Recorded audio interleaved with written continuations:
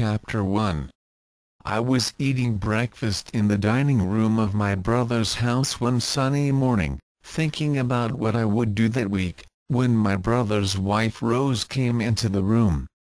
"Rudolph, you're 29 years old," she said. "Are you ever going to do anything useful?" "Rose," I answered, putting down my egg spoon, "why should I do anything?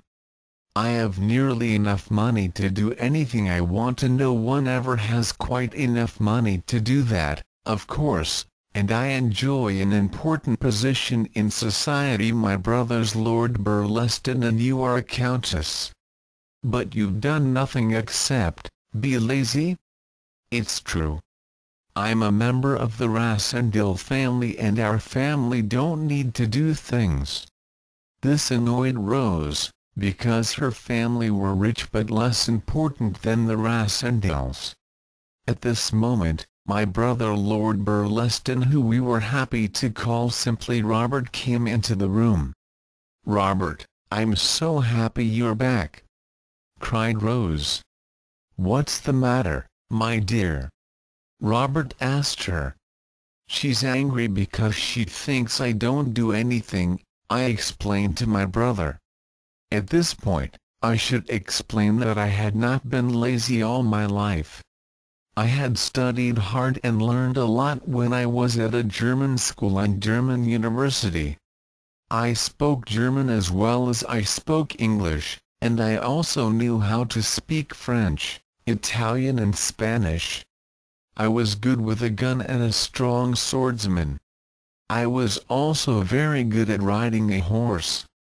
"It's not just your red hair that makes you different from your brother," said Rose. "He also realizes his position in society has responsibilities. You only see opportunities in yours. To a man like me, opportunities are responsibilities," I explained.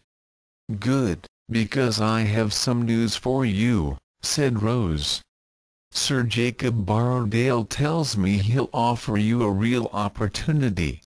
He's going to be an ambassador in 6 months' time, and he says he's happy for you to work for him. I hope you'll take this job, Rudolph. My sister-in-law has a way of asking people to do things which isn't possible to refuse." Moreover, I thought this job sounded quite interesting, so I said, "If in 6 months' time I'm in a position to take this job, then I'll certainly say yes." "Oh, Rudolph, how good of you," said Rose. "Where will he be working?" I asked. "Sir Jacob doesn't know which country it will be, but he's sure it'll be a good embassy." "For you I'll do it, even if it's a terrible embassy," I replied. Now I had made my promise to Rose, but there were still 6 months to go before the job would start, and I began to think about what I could do in this time. I decided that I would visit Ruritania, a small country in the middle of Europe. My family have always had an interest in that country because in 1733, Countess Amelia Rassendil married a member of the Ruritanian royal family, the Alfbergs. In fact, my brother has paintings of her and her descendants on his walls. Many of them have the same red hair and straight noses as the Alfbergs. I am the latest one to have the appearance of the Ruritanian royal family. My decision was helped a few days later when I read in the Times newspaper that Rudolph V was to become King of Ruritania in the next 3 weeks, and that amazing celebrations were planned for this joyous occasion.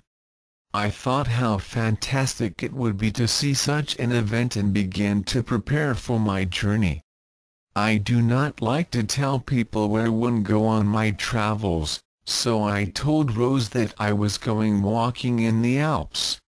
I did not want her to think I was being lazy either, so I told her I was going to write a book about social problems in the country. "You're going to write a book?" That would be such a good thing to do, wouldn't it, Robert? Said Rose. Yes, indeed. Writing a book's the best way to get into politics, agreed Robert, and he should know, as he has written many books himself. You're right, I said to them both. However, I had no plan to really write a book, which shows how little we know about the future. Because here I am now, writing a book as I had promised to do, even if the book has nothing to do with the social problems in the Alps. But let me begin near the start of my journey to Ruritania. My Uncle William always said that no man should ever pass through Paris without spending 24 hours in the city, so I took his advice and booked a night at the Continental Hotel. As soon as I had checked in, I called on some old friends that I knew in the French capital, George Featherly, who worked at the embassy, and Bertram Bertrand, who was now a famous journalist in the city. That evening, we all ate in a restaurant and they told me all about the latest exciting events in Paris. We've had quite a few important people visiting the city recently, said Bertram. Anyone I'd know? I asked. Well, I met Antoinette de Mauban today, Bertram replied. You've probably heard of her. She's a lady who's well known for her wealth and ambition.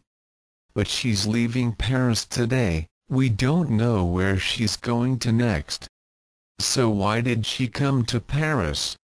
I asked. She was a guest of the Duke of Streltsy, said George. I met him at the embassy yesterday. He's the half-brother to the King of Ruritania.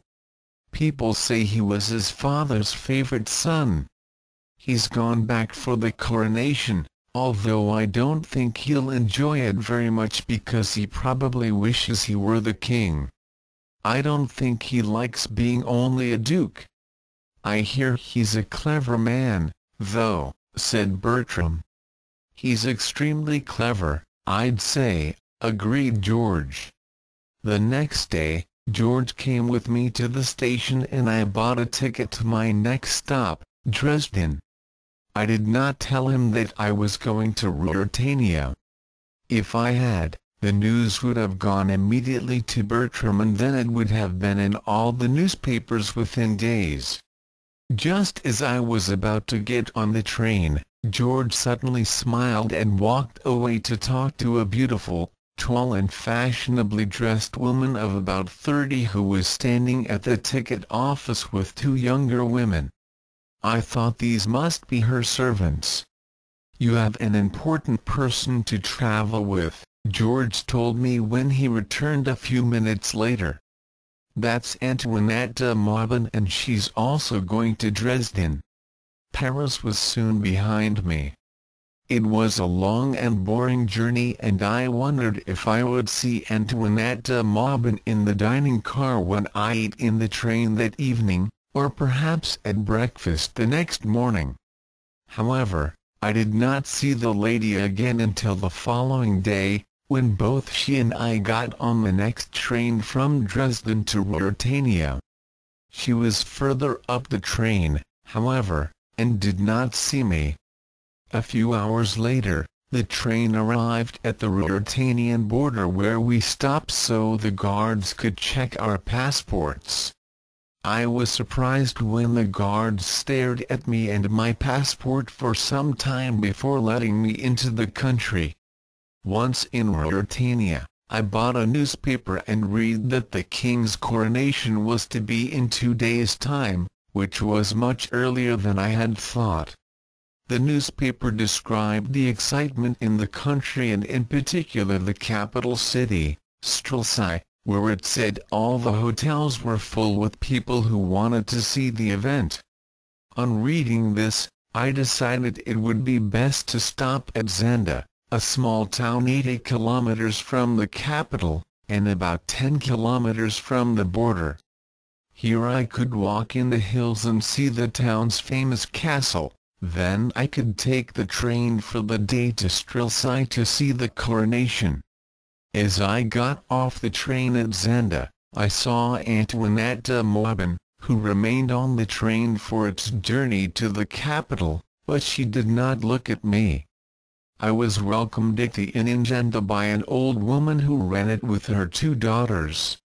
She said she was not very interested in what happened in the capital, but she loved the Duke of Strelsau, who she called Duke Michael. He was the man who was responsible for the land around Zenda and its castle. In fact, the hotel owner said she wished the Duke was the new king and not his brother. "We all know Duke Michael," she explained. "He's always lived in Ruritania and he cares about the people, so people like him. As for the king, well, he's almost a stranger. He's been abroad for most of his life and not many people even know what he looks like. Now the king's staying in a hunting lodge in the forest, very near to Zenda. From there he'll travel to the capital for his coronation." I was interested to hear this, and decided I would walk in the forest the next day so that I might see him.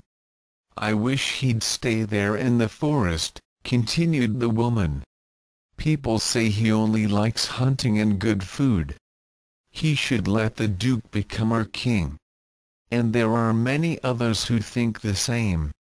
"Well, I don't like Duke Michael," said her older daughter. "They say the king has red hair, just like you." "Many men have red hair like me," I laughed. "How do you know the king has red hair?" the old woman asked her daughter. "Johann, the Duke's servant, told me," she explained. "He's seen the king at the hunting lodge." "But why's the king here, if it's the Duke's land?" I asked. "The Duke invited him, sir," explained the old lady. "The Duke's in Strelsau, preparing for the coronation." "So they're good friends?" "I don't know if you can be good friends if you want the same thing." "What do you mean?" "Duke Michael would like to be king, too, I'm sure." "Well," I said, "I feel quite sorry for the Duke, but it's right that the older brother becomes king." "Who's talking of the Duke?" said a deep voice from outside the door. "We have a guest, Johann," called the old lady, as a man entered the room. When he saw me, he took off his hat and stepped back in surprise, as though he had seen something amazing. "What's the matter, Johann?" asked the old lady. "This gentleman's come to our country to see the coronation." "It's the red hair," said one of the daughters. "We don't often see it in our country unless you're part of the king's family, the Alfbergs. Many of them have red hair." The man continued to stare at me, but said, "Good evening, sir. I'm sorry, I didn't expect to see any new guests here." "Don't worry," I said. "It's late and time I went to bed. I wish you all a good night." "Thank you, ladies, for our conversation." I stood up to go to my room, when Johann suddenly said, "Sir, have you ever seen our king?" "No, I've never seen him, but I hope to do so on Wednesday at the coronation." Johann said no more, but I felt his eyes on me as I walked up the stairs. The next morning, Johann seemed much more relaxed. When he heard that I was going to Strelsau, he said I could stay at his sister's house. She was married to a wealthy trader and she had invited him to stay with them for the coronation, but he was unable to go. I was very happy to have this opportunity and accepted his offer, so he said he would contact his sister at once and tell her to expect me that day. I decided, however, that I still wanted to see the forest where the king was staying, So first I planned to walk for 16 kilometers through the forest to the next station along the line, where I could catch a train to the capital. I did not tell Johann about this plan, as I did not think it would be important if I arrived at his sister's later in the day. So I sent my luggage on to the station and said goodbye to the old lady and her daughters, and set off up the hill towards the castle. After that, it was a short walk to get into the forest. Half an hour later, I reached the castle. It was very old but well built, with a moat all around it. Behind it was a large moat mansion, which was used by the Duke of Strelsau as his country home. The mansion was reached by a wide road, but the old castle could only be reached by a drawbridge between it and the mansion. I was pleased to see that the Duke had such a well-defended house, even if he were not to become king. Soon I reached the dark forest and I walked for about an hour, pleased that the tall trees gave me cool shade. Not much sun reached the ground through the many leaves. It was a beautiful place, and after a time I decided to rest by lying against one of the enormous trees. It was so quiet and peaceful in the forest that I soon fell into a deep sleep, forgetting all about the train I should have caught to Strelsau and my luggage that would be waiting at the station. I was just dreaming about living in the castle of Zenda when a voice woke me. "Why, look at him! It's amazing! He looks just like the king." I opened my eyes slowly and found two men looking at me. Both carried guns and were dressed for hunting. One of them was short but looked very tough with light blue eyes, and he looked like a soldier. The other was younger, thin and of medium height, and he looked like a gentleman. I later found out that my guesses were both correct. The older man walked up to me and raised his hat to me politely, so I stood up. "He's about the same height as the king, too," he said. "This really is extraordinary. What's your name, sir? Perhaps you can tell me what your names are first?" I asked them. The gentleman stepped forward with a smile and said, "Of course. This is Colonel Sapt, and my name's Fritz von Tarlenheim. We both work for the King of Ruritania." I shook their hands and told them, "I'm Rudolf Rassendyll.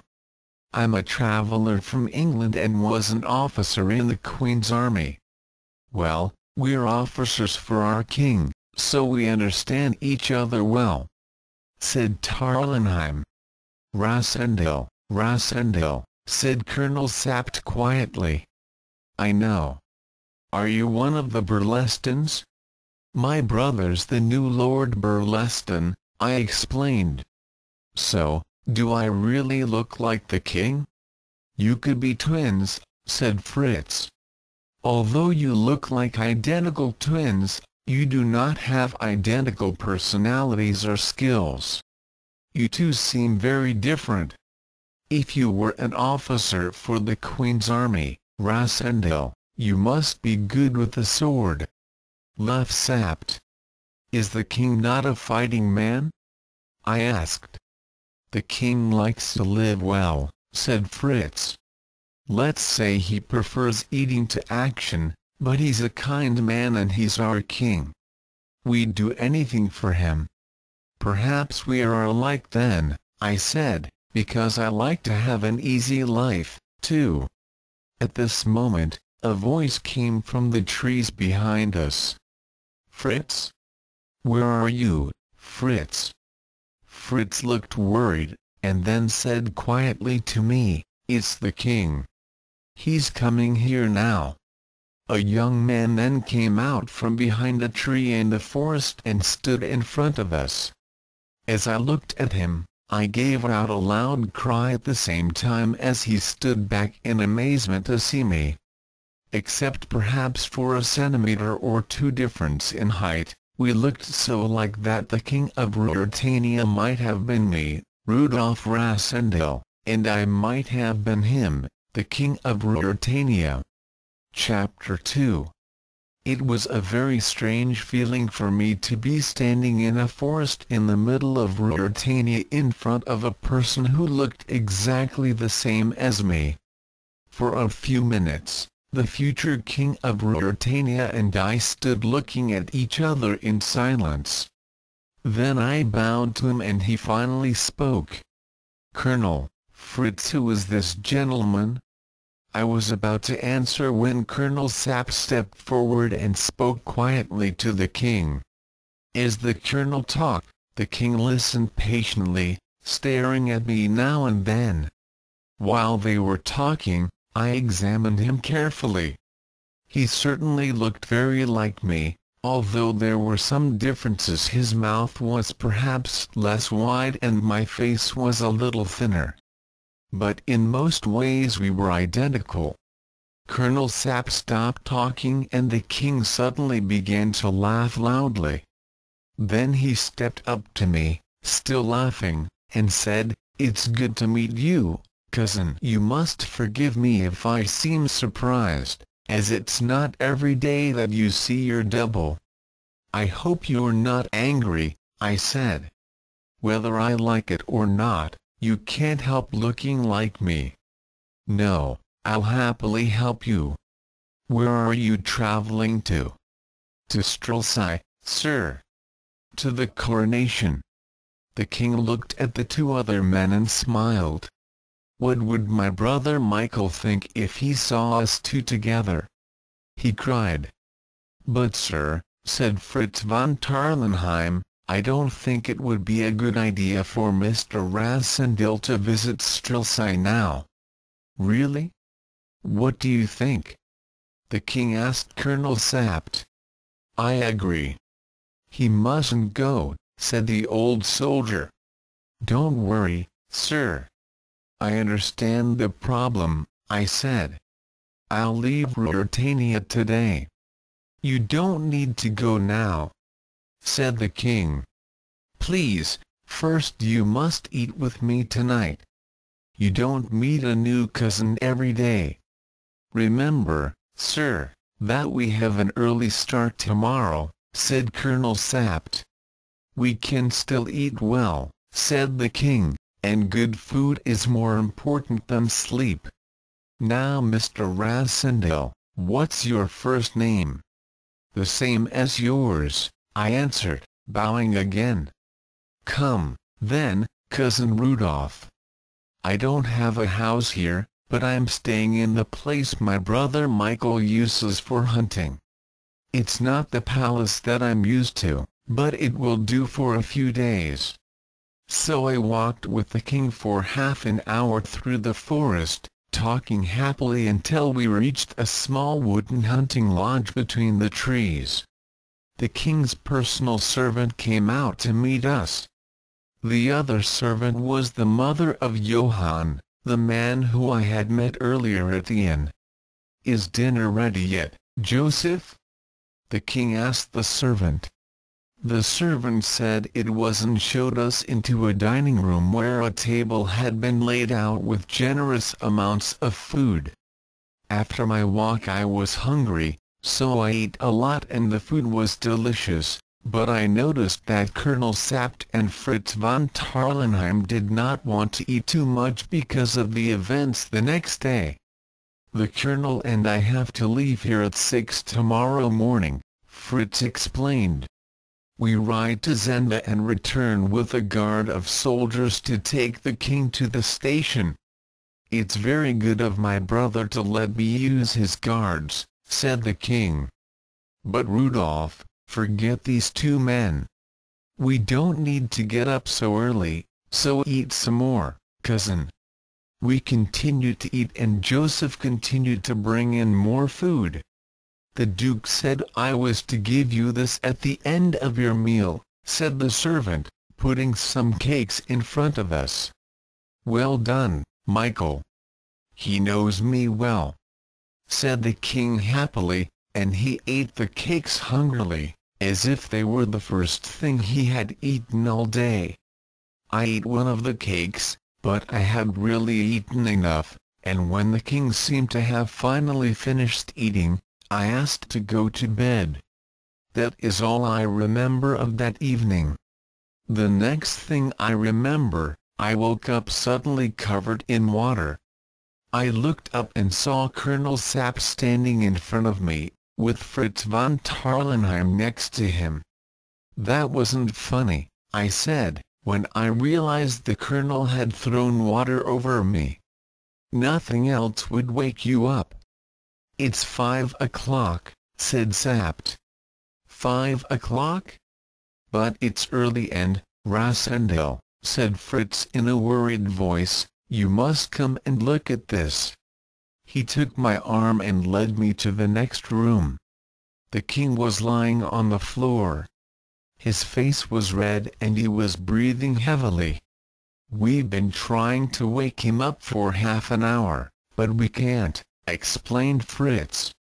I bent down and felt his pulse, which was very weak and slow. It must have been those cakes that he ate last night. "Do you think he was poisoned?" I asked. "We don't know," said Sapt. "We must get a doctor." "There's no doctor for 15 kilometers and even 1,000 doctors won't make him better today," said Fritz. "But what about the coronation?" I cried. "We must tell the people of Ruritania that he's ill," said Fritz. "If he's not crowned today, I don't think he'll ever be king," said Sapt. "But why?" I asked. "The whole country's waiting for him today.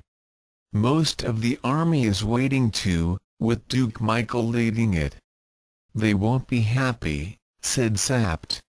"We must tell everyone what's happened and make the most of it," said Fritz, getting up to leave. Sapt stopped him.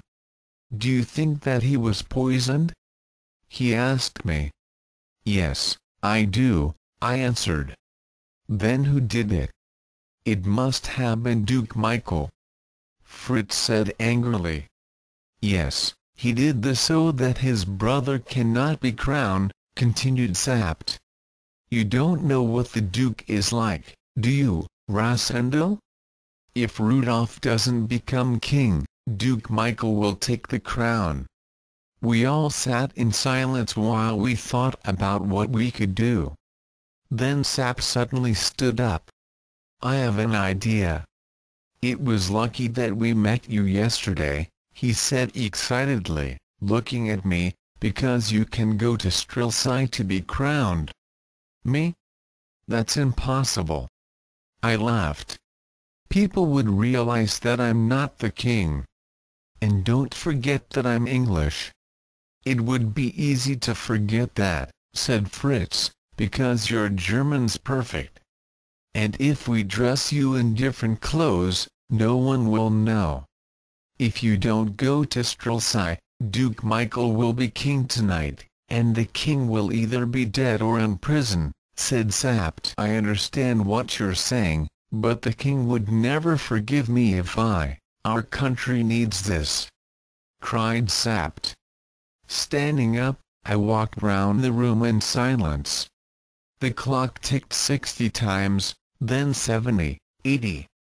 I looked at the poor king lying on the floor and realized I had no choice. Sapt clearly read my expression, because he smiled even before I said quietly, "Very well, I'll go." "We won't wait for Michael's guards but leave for Strilsai at once," said Sapt.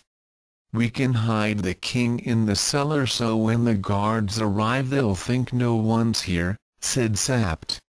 "What if they search the building?" asked Fritz. "Joseph will say the hunting lodge is empty," said Sapt. "This is our only chance."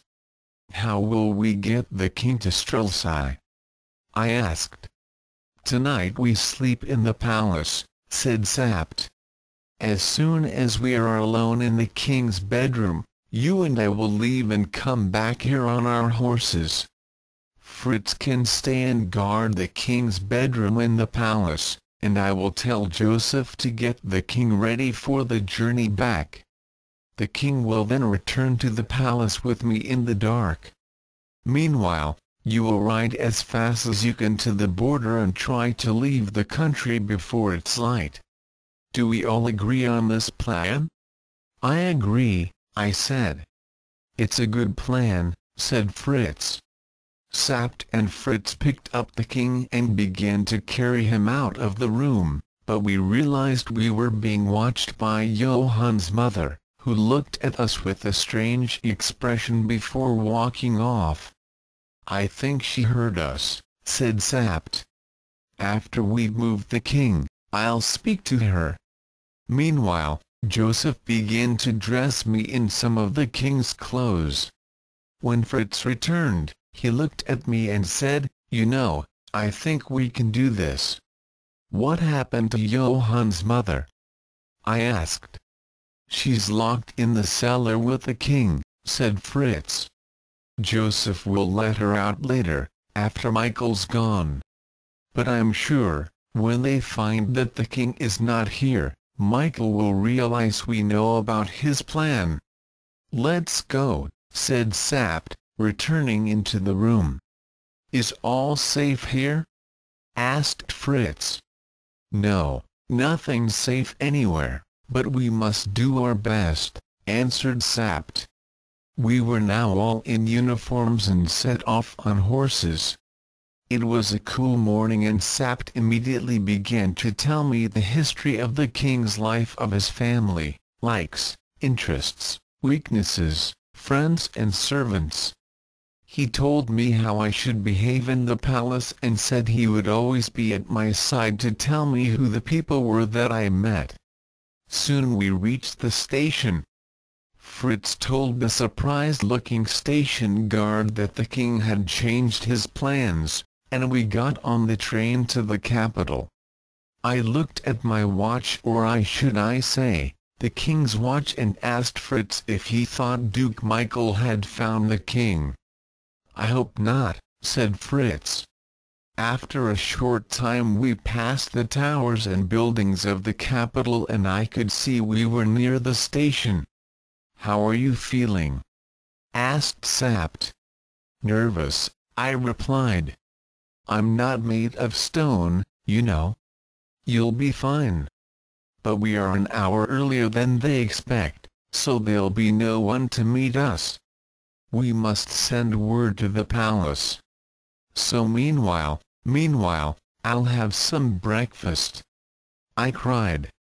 "The king is hungry." Sapt smiled at me, then took my hand. "Let's hope we're all alive tonight." The train stopped and I breathed deeply as we stepped out onto the station at Strelsau. A moment later and everything was suddenly busy. Men ran up to us, then ran away again, soldiers rode off on horses, other men showed me to the station restaurant. As I ate my breakfast, I could hear music and people cheering "God Save the King," in preparation for the coronation. "God save both kings," said Sapt. When we left the restaurant, we saw that a group of soldiers had arrived to welcome us. It was led by a tall old man whose jacket was covered in medals.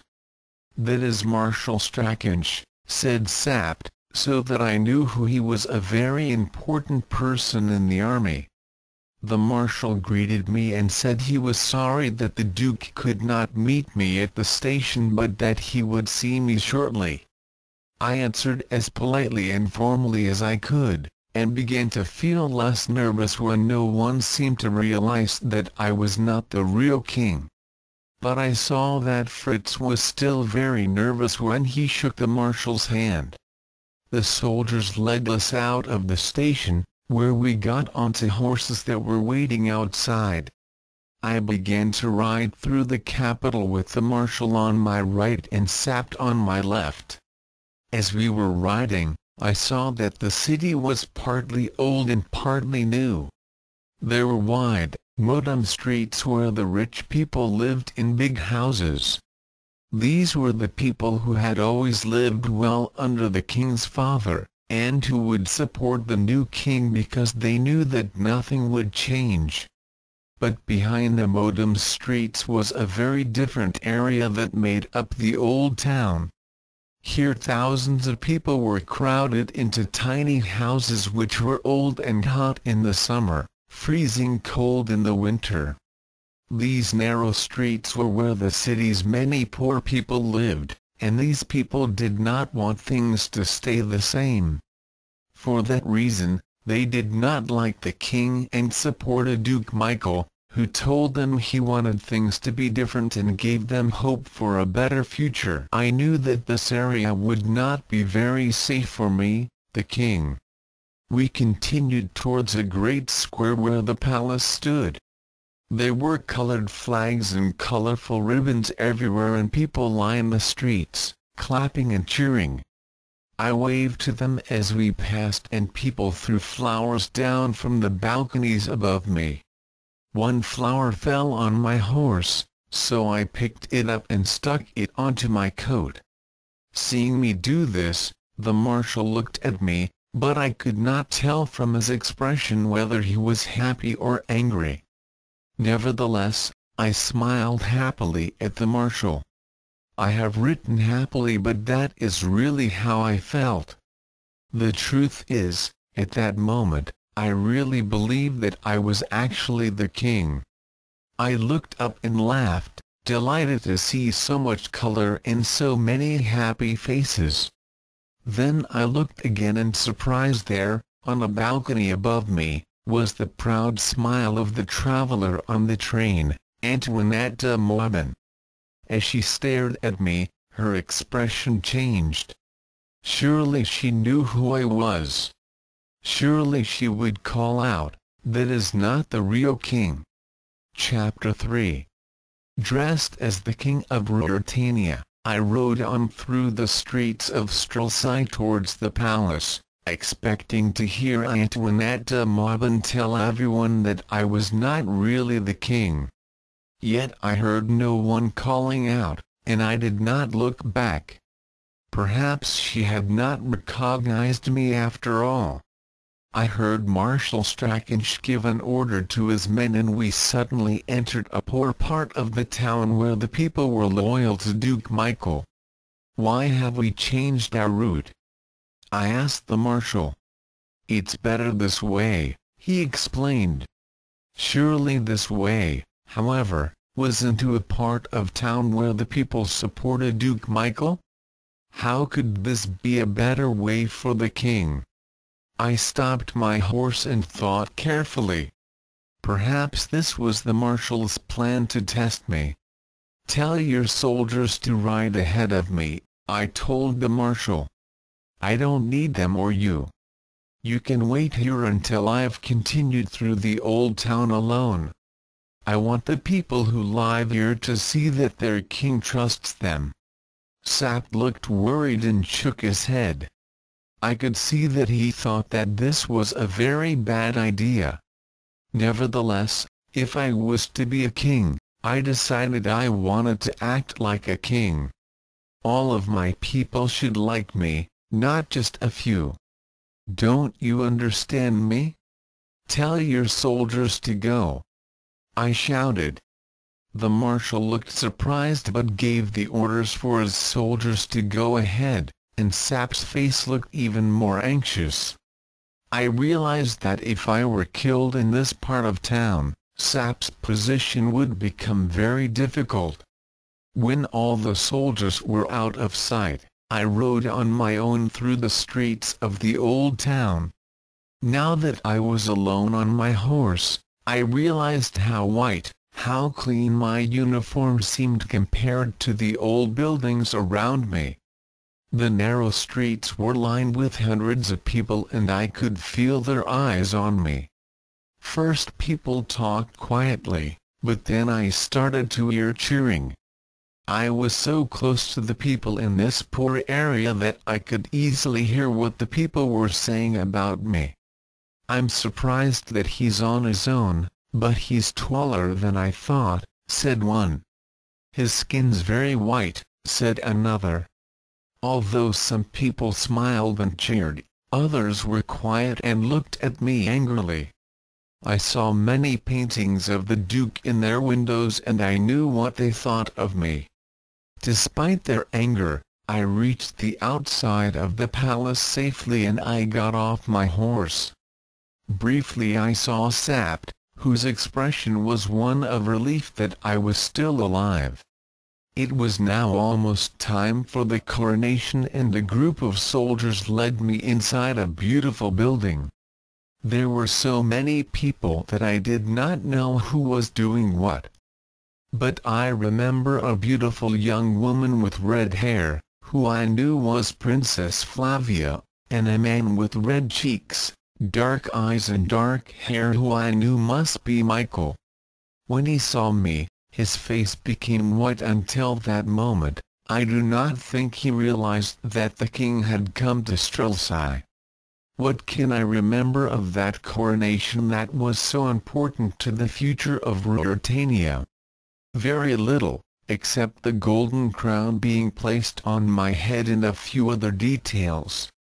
I remember the promises I was asked to read out, and the beautiful music that played when someone announced that Rudolph V was now King of Ruritania.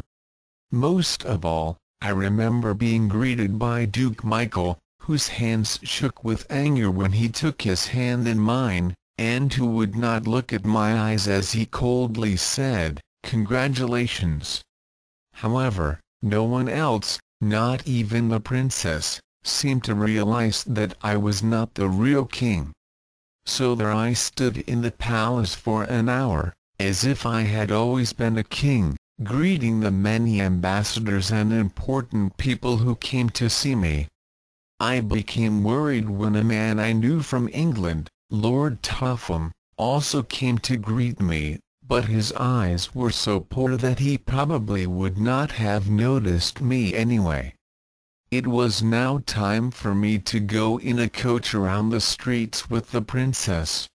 "When's the wedding?"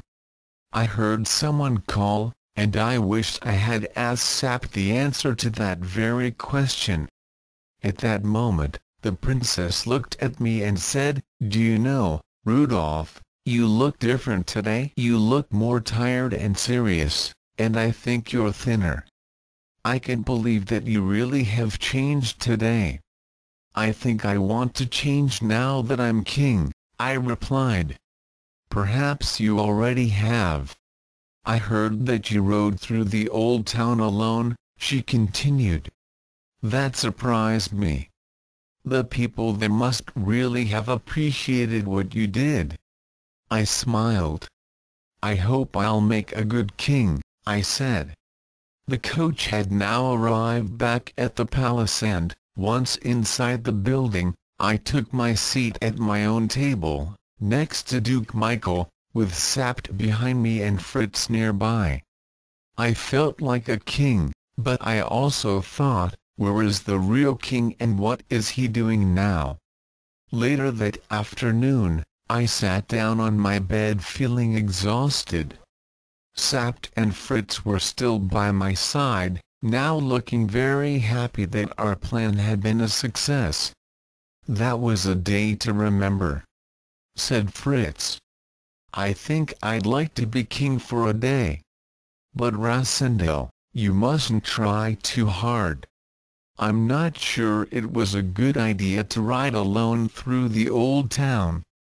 Duke Michael won't like it if you become too popular with his people, you know." "Well, in a few hours, I'll become Rudolf Rasendil once more," I said, remembering that I would be king only until that night. "Only if you stay alive as long as that," said Sapt. "Michael's had news from Zenda and he's almost certainly planning something. You must leave the country as soon as you can. But you need a permit to leave the city." "Who can I get a permit from?" I asked. "The king, of course," said Sapt, putting on a table a form for me to sign and a paper with the king's signature for me to copy. "Look, I can pretend to be the king because I look like him," I said. "That doesn't mean I can write like him too."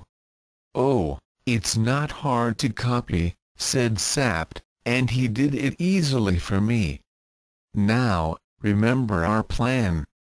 "I'll go with you, Rasendel," said Sapt.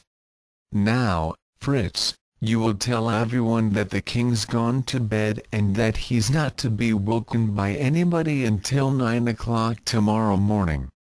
Do you understand, Fritz?" "No one." "I understand," said Fritz. "Michael may try to visit," continued Sapt, "but you mustn't let him in, even if your life depends on it." "I don't need to be told that," said Fritz, proudly. "Here, put on this big coat and hat," Sapt said to me. "Now, are you ready to go?" "I'm ready," I said.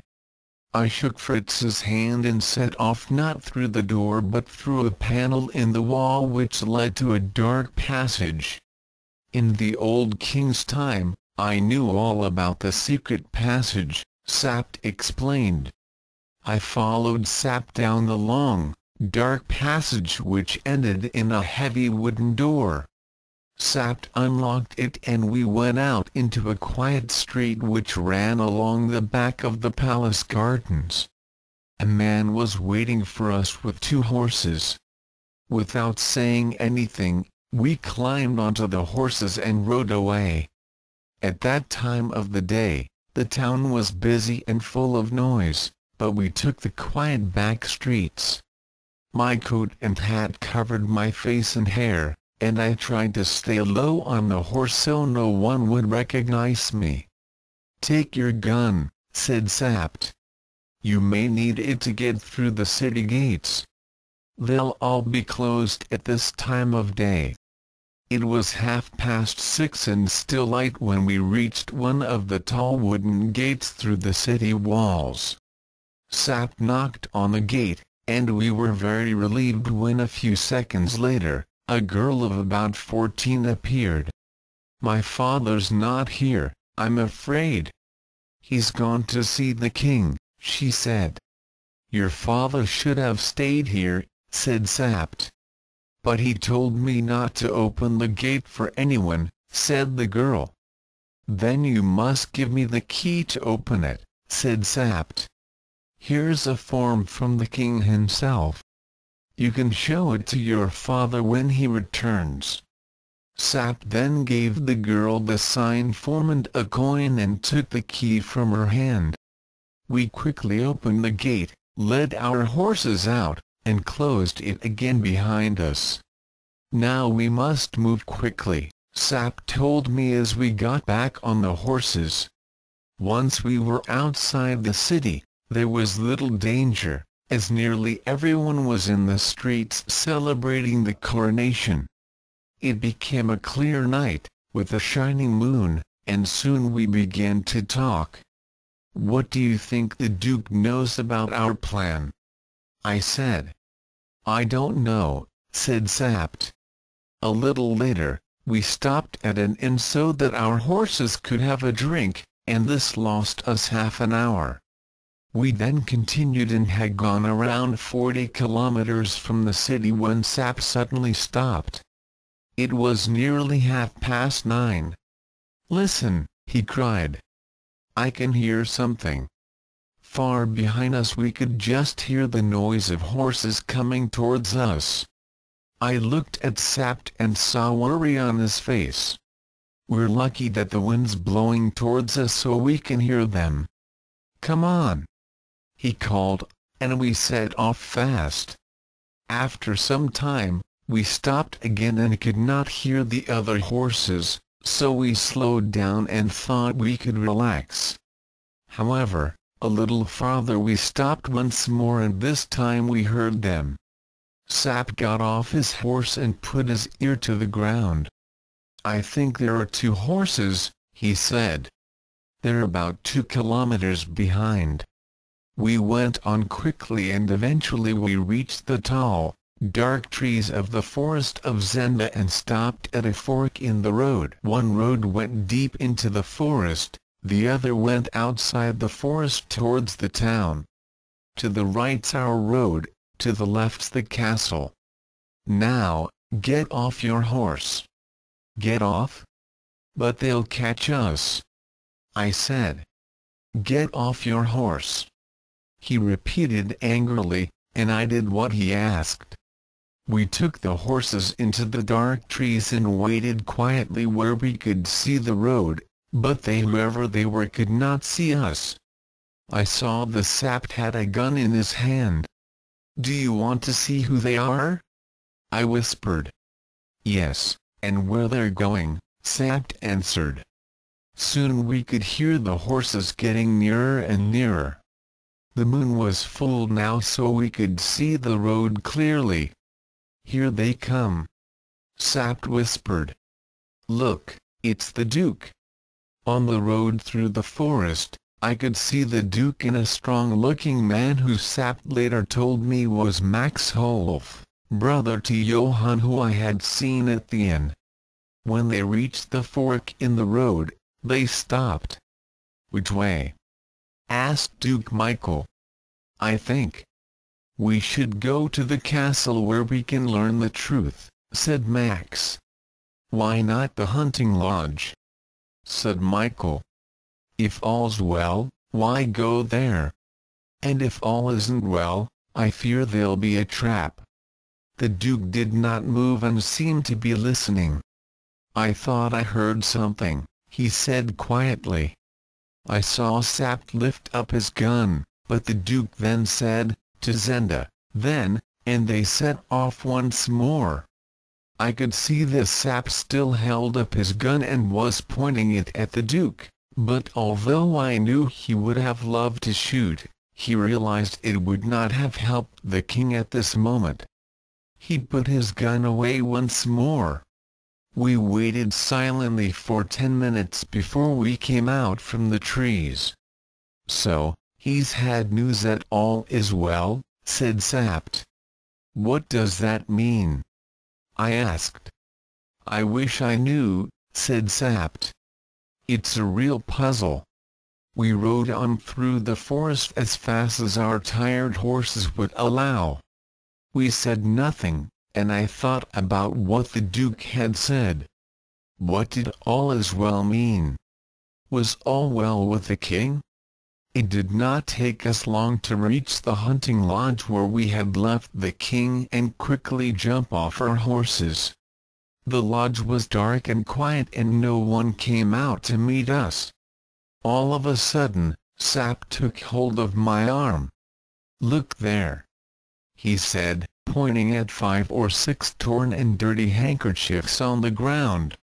That's what I used to tie up the old woman. Fasten the horses and let's see what's happened. The front door to the lodge was not locked and we went into the room where I had eaten the night before. Plates and cups were still on the table. Come on, said Sapt, and we ran down the passage towards the cellar where we had left the king. But the door to the cellar was open. So they found the old woman, I said. I realized that when I saw the handkerchiefs, said Sapt. Where's Joseph and the king? I asked. We found another door inside the cellar that was locked, and it took a lot of work to get it open. It was dark inside and completely silent and I could see Sapt was looking very worried. He loved the king and would have hated anything bad to have happened to him. So I told him to stay where he was and went inside the room with a candle. There were a lot of things on the floor of the dark room, as if there had been a fight. I held up the candle and saw spiders on the walls, then, far in one corner, I saw a body. I slowly went back outside the room to tell Sapt what I had seen. It's not good news. I'm afraid he's dead, I said. The king? he cried, putting his hand over his mouth. "No, the body's Joseph. The king's not there." I closed the heavy door behind me and we walked with heavy hearts back from the cellar to the dining room. "So, they've got the king," said Sapt, sitting down heavily with his hands over his face. "That's why they said that all's well." "But when did they find out?" I asked. "Michael must have known all day," said Sapt. "What did he think when he met me, then?" "He knew I was not the real king." "It doesn't matter what he thought then," said Sapt. "What matters is what he thinks now. We must get back and collect every soldier in Strelsau. Michael will have to be caught before the king is killed." "Wait," said Sapt. "We need to think. It must have been the old woman who told them what had happened somehow. I understand now. They came here to kidnap the king and they found him in that room in the cellar. If we hadn't escaped to Strelsau, we would have been killed." "So where's the king now?" I asked. "I have no idea," he said. "But you could see at the coronation that Duke Michael's really worried. Let's think about how we can worry him a bit more." A clock in the house struck one as Sapt stood up with a smile, and I could see that he had another plan. "We'll go back to Strelsau," he said excitedly. "The king will be back in the capital again tomorrow. How is that possible if we don't know where he is? We'll go back to Strelsau and continue with the game we started. You've done a good job until now, so why not continue?" "Do you mean you want me to be the king again?" I asked. "Yes, I do," he cried. Chapter 4. It had not been easy to escape from Strelsau and return to the hunting lodge without anyone seeing us, so when Sapt suggested that I return to the capital and continue pretending to be the king, I let him know exactly what I thought. "You're mad," I said to Sapt. "The plan's too dangerous." Walking up to me, Sapt put his hand on my shoulder and then looked deep into my eyes.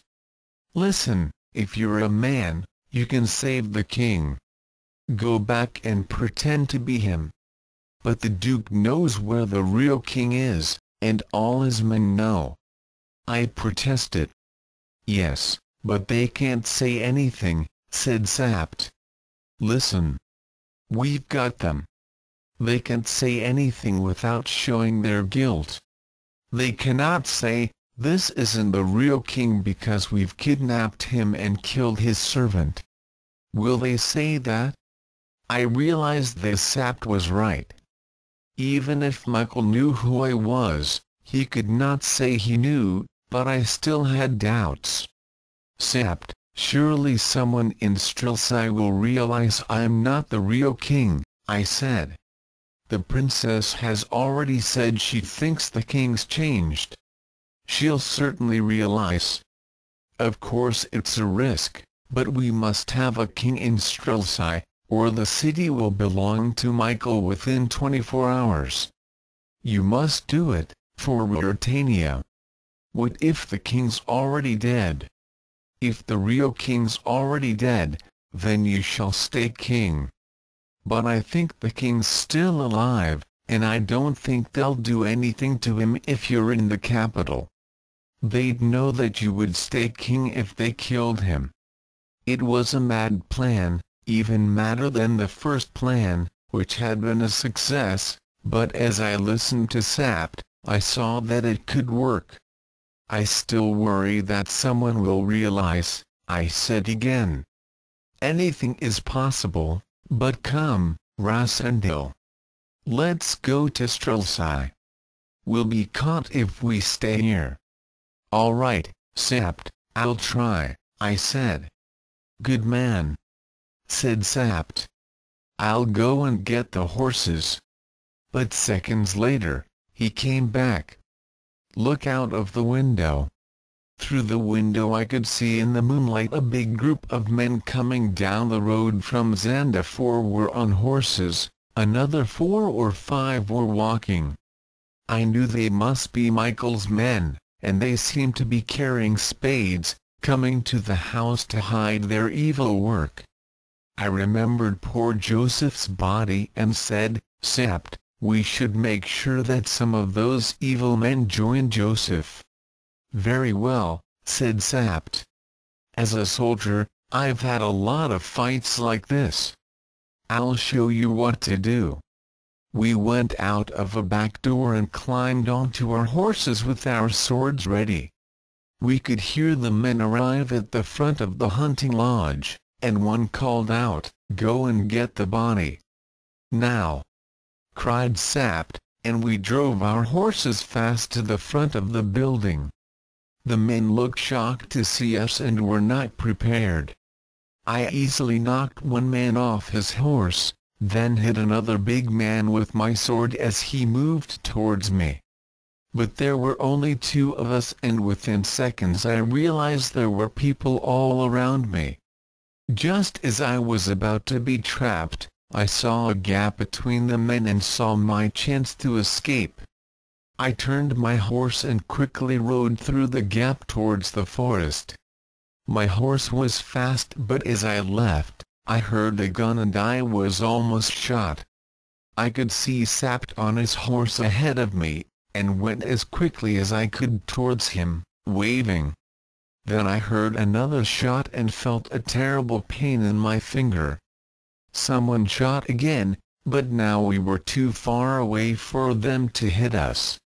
At last I caught up with Sapt, who was breathless but laughing. "Well done," he said. "That was very brave. Do you think they saw who you were?" "Yes," one of the men said. "It's the king," before I pushed him off his horse. "Good," said Sapt. "That will give Michael something to worry about." After a time, we stopped so the Sapt could put a bandage on my finger, which now hurt badly. We moved on in silence, as quickly as our poor horses were able to, until we arrived at a farm just as the sun was rising on a cold, clear day. I covered my face, saying to the farmer that I had a bad tooth before we asked for food. The farmer was kind and let us rest, but we knew we could not wait for long and soon headed off. Some hours later, we saw the buildings of Strelsau ahead of us. It was about 9 o'clock, and at this time of day, the city gates were open, so we went back through the gate that we had left from. The streets of the city were very quiet, as most of the people were resting after the celebrations, and we saw almost no one until we were back at the palace. Here, one of Sap's servants was waiting for us. "Is all well, sir?" he asked. "Yes, Frailer, all is well," answered Sapt. "But the king's hurt?" he said, seeing my finger. "It's nothing," I said. "He caught his finger in a door," Sapt explained. "Now remember, say nothing about this. All young men like to ride their horses now and then, so why not the king?" As the servant led our horses away, Sapt said quietly to me, "Frailer's a good servant, but sometimes it's best not to trust even the best of men." Sapt put the key in the secret door and we went back inside the palace, down the passage to the king's room. Back inside, Fritz, who had been asleep, jumped up when he heard us and cried, "My king, you're safe. I'm so pleased." He then bowed down in front of me. "Even Fritz thinks you're the real king," laughed Sapt. "I think we can do this." "Oh, Rasendel?" said Fritz in surprise. "But what's happened to your hand? Are you hurt?" It's nothing serious. What's more important is what we have to tell you. What is it? Where's the real king? He cried. Be quiet, Fritz, said Sapt. Don't speak so loudly. People will hear us. Suddenly there was a knock at the door, so Sapt took me by the arm. Quick! Go into the bedroom, take your hat and boots off and climb into bed. Cover yourself up so people think you're asleep. I did as I was told, but a minute later Sapt came into the bedroom and smiled. He introduced me to a polite young gentleman who came up to my bed and told me that he was a servant of Princess Flavia, who had sent him to find out how the king was feeling after the coronation. Send her my thanks, I said, and tell her that I've never felt better in my life. The king's had a good long sleep, said Sapt. The servant bowed and left, and I smiled as Sapt. But Fritz still looked very serious. Tell me, is the king dead? He asked quietly. We don't think so, I answered. But Duke Michael's holding him prisoner. The next day, it took Sapt 3 hours to tell me all about the king's duties. It seems that a king's life is quite hard, but a pretend king's life is even harder. At least Sapt stayed with me to tell me what I ought to do and what I ought not to do, and what I should say to the many important people I had to meet during the day. I was worried when I met the French ambassador and he asked me a question which I could not answer, but later Sapt told me that I should not worry, as the real king would not have been able to answer either.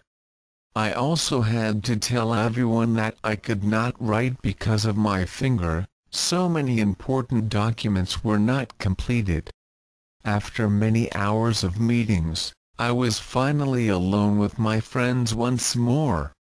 I asked a new servant, who had never met the real king, for a drink and then asked Sapt if I could rest at last. I was not used to such hard work. Rest? No. We mustn't waste any time. Shouldn't we plan how to attack Michael? Asked Fritz. Let's take things slowly, said Sapt. So aren't we going to do anything? Said Fritz.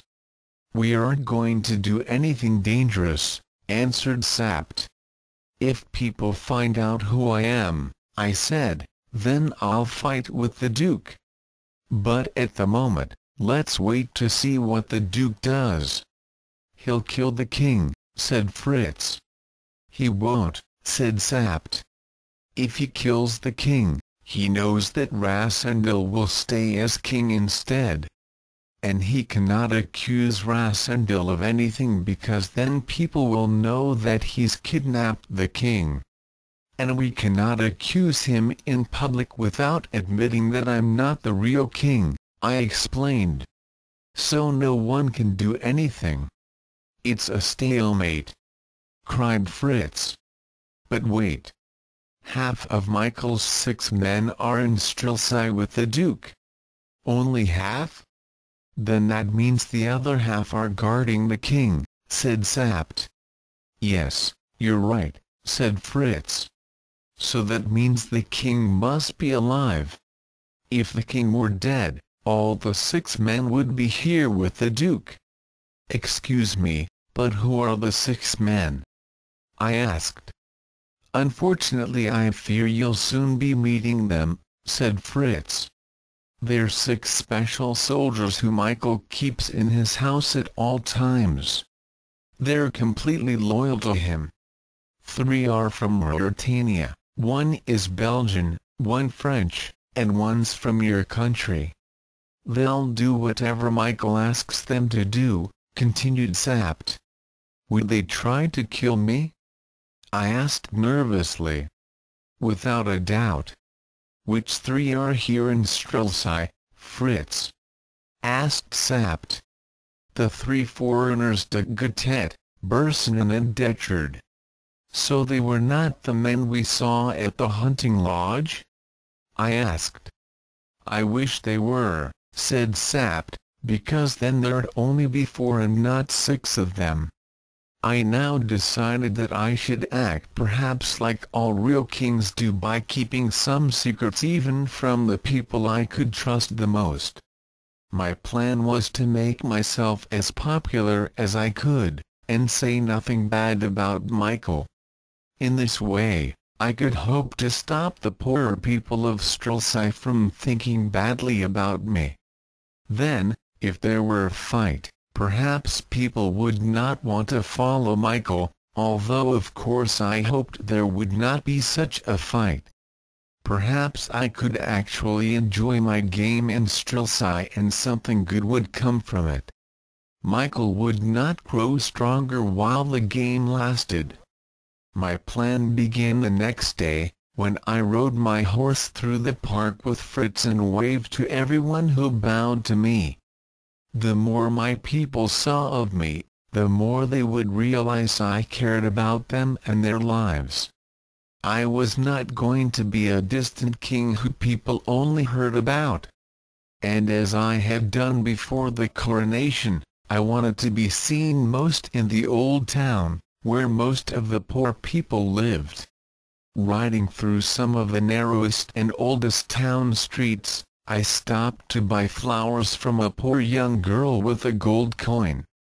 This attracted a lot of interest, and soon hundreds of people were following me on my way to the home of Princess Flavia.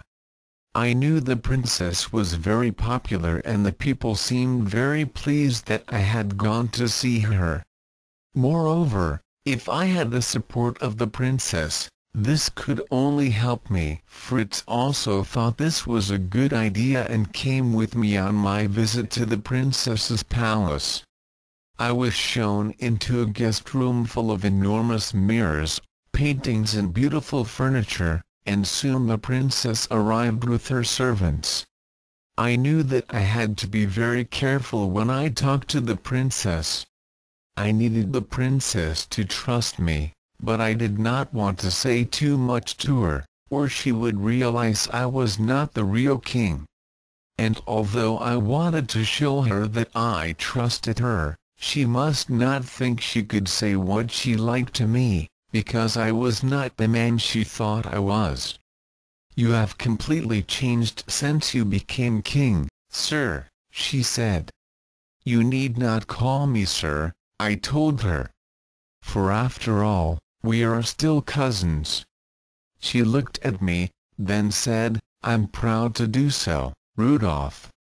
But I think your face has changed." I needed to talk about something else, so I said, "My brother's back in the city, I hear." "He went away for a while, didn't he?" "Yes, I hear he's back in Strelsau."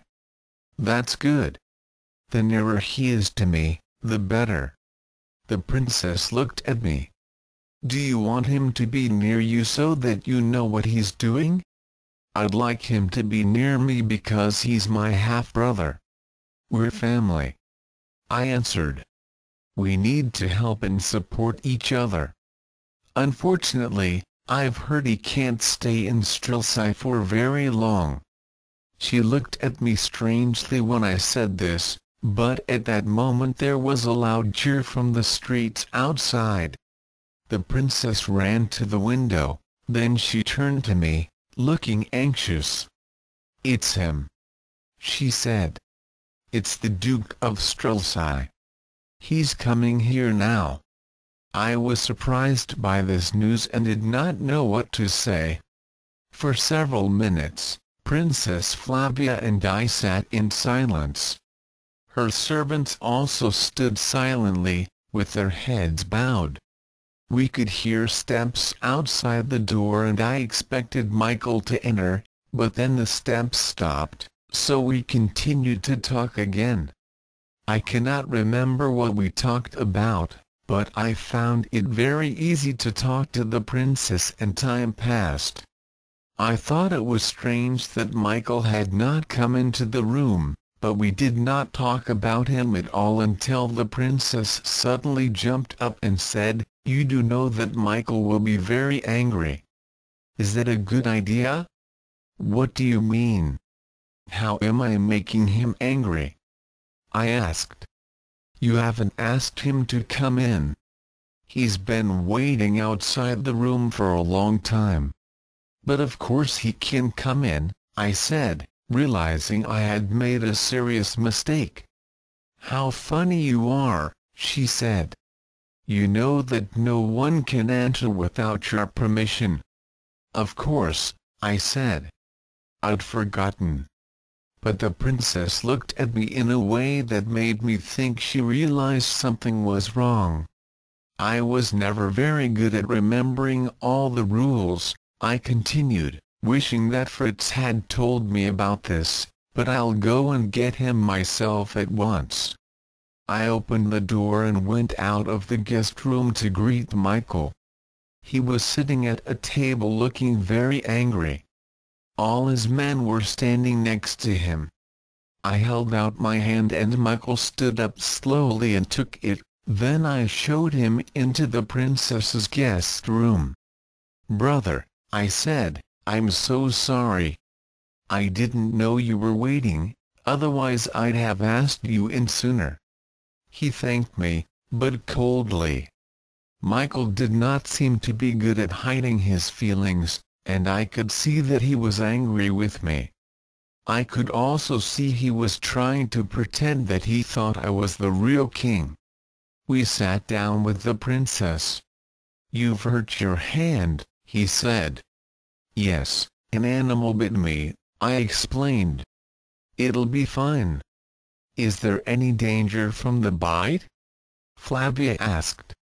"Not from this," I said, looking at Michael, "but if I give him the chance to bite again, it would be different." "Did you kill the animal?" Flavia asked. "No," I said. "We're waiting to see if his bite's poisonous." "And if it is?" said Michael, smiling coldly, clearly understanding who I was really talking about. "He'll be knocked on the head," I said. "But he might bite again," said Michael. "I'm sure he'll try," I replied, smiling. Then, worried that Michael would say something I did not want to hear, I decided to change the subject. I told him how fine his soldiers were and thanked him for the splendid coronation. I thanked him for the great time I had had at the hunting lodge in the forest. When he heard this, he jumped to his feet and angrily walked towards the door.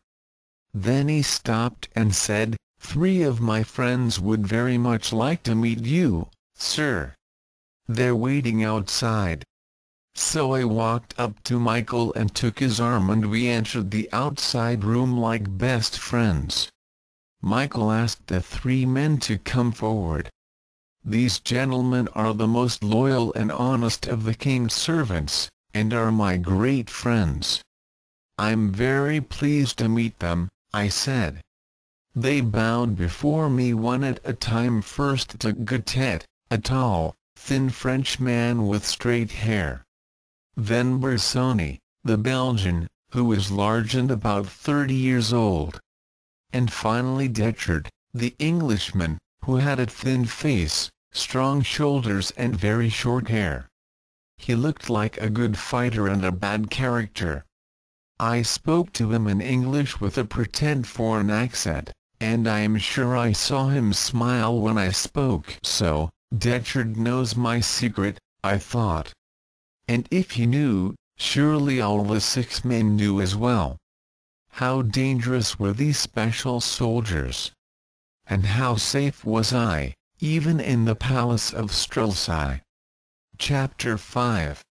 I was not sorry to say goodbye to my brother and his soldier friends, although I was sad to say goodbye to the princess. Should I tell her the truth? Was I wrong to pretend to be the king? I did not know. "Rudolph, be careful, won't you?" the princess said. "Be careful of what?" I asked. I can say. But think what your life means to the people of Ruritania, she said. I remembered what Rose had said about my brother Robert back in England. He realizes his position in society brings with it responsibilities. I had always wanted to have a quiet life, but I suddenly realized how many responsibilities I now had here in Ruritania. How on earth had I gotten myself into such a situation? Over the next few weeks, I am pleased to say that no one seemed to notice I was not the real king of Ruritania. Because I looked so like the king, it was much easier for me to pretend to be him than to pretend to be my neighbor at home, for example. I learned a lot about how a country is run, but I made mistakes, sometimes big ones. I became very good at pretending I had forgotten rules or people that I had met, and I hoped my growing popularity with the people of Ruritania would help them to forgive my occasional bad decisions. One day, Sap came into my room. "Here's a letter for you," he said. "From the writing, I think it's from a woman. I also have some important news." "What is it?" I asked. "We now know that the king's at the castle of Zenda," he said. "How do you know this?" We asked where the rest of the 6 men were, and found out that they are all there at the castle. Lauengram, Krafstein and young Rupert Hatzai, the 3 biggest criminals in Ruritania. "Do you think the king's definitely there?" I asked. "Almost certainly. The 3 men are always at the castle, and people say the drawbridge is nearly always kept up. That is not normal. No one goes into the building without the permission of Rupert or Michael." "Then I must go to Zenda," I said. "That wouldn't be a good idea. If not today, then soon. I must go there." "You'll probably stay there forever if you do," said Sapt. I was silent and I could see that Sapt was studying my face. "What's worrying you, Rasendil?" he asked. "Tell me, Sapt, why is it that wherever I go in the capital, I'm followed by 6 people?" "Because I've ordered them to follow you." "But why?" "It would be very useful for Michael if you disappeared." "And if you disappear, the game's over." "I don't need such help," I protested. "I can look after myself. De Gutet, Bursanen and Detrud are on Strelsai, and any one of them could catch you easily," he said, as if I were a child. "So, what's that letter?" said Sapt, pointing at the one he had given me.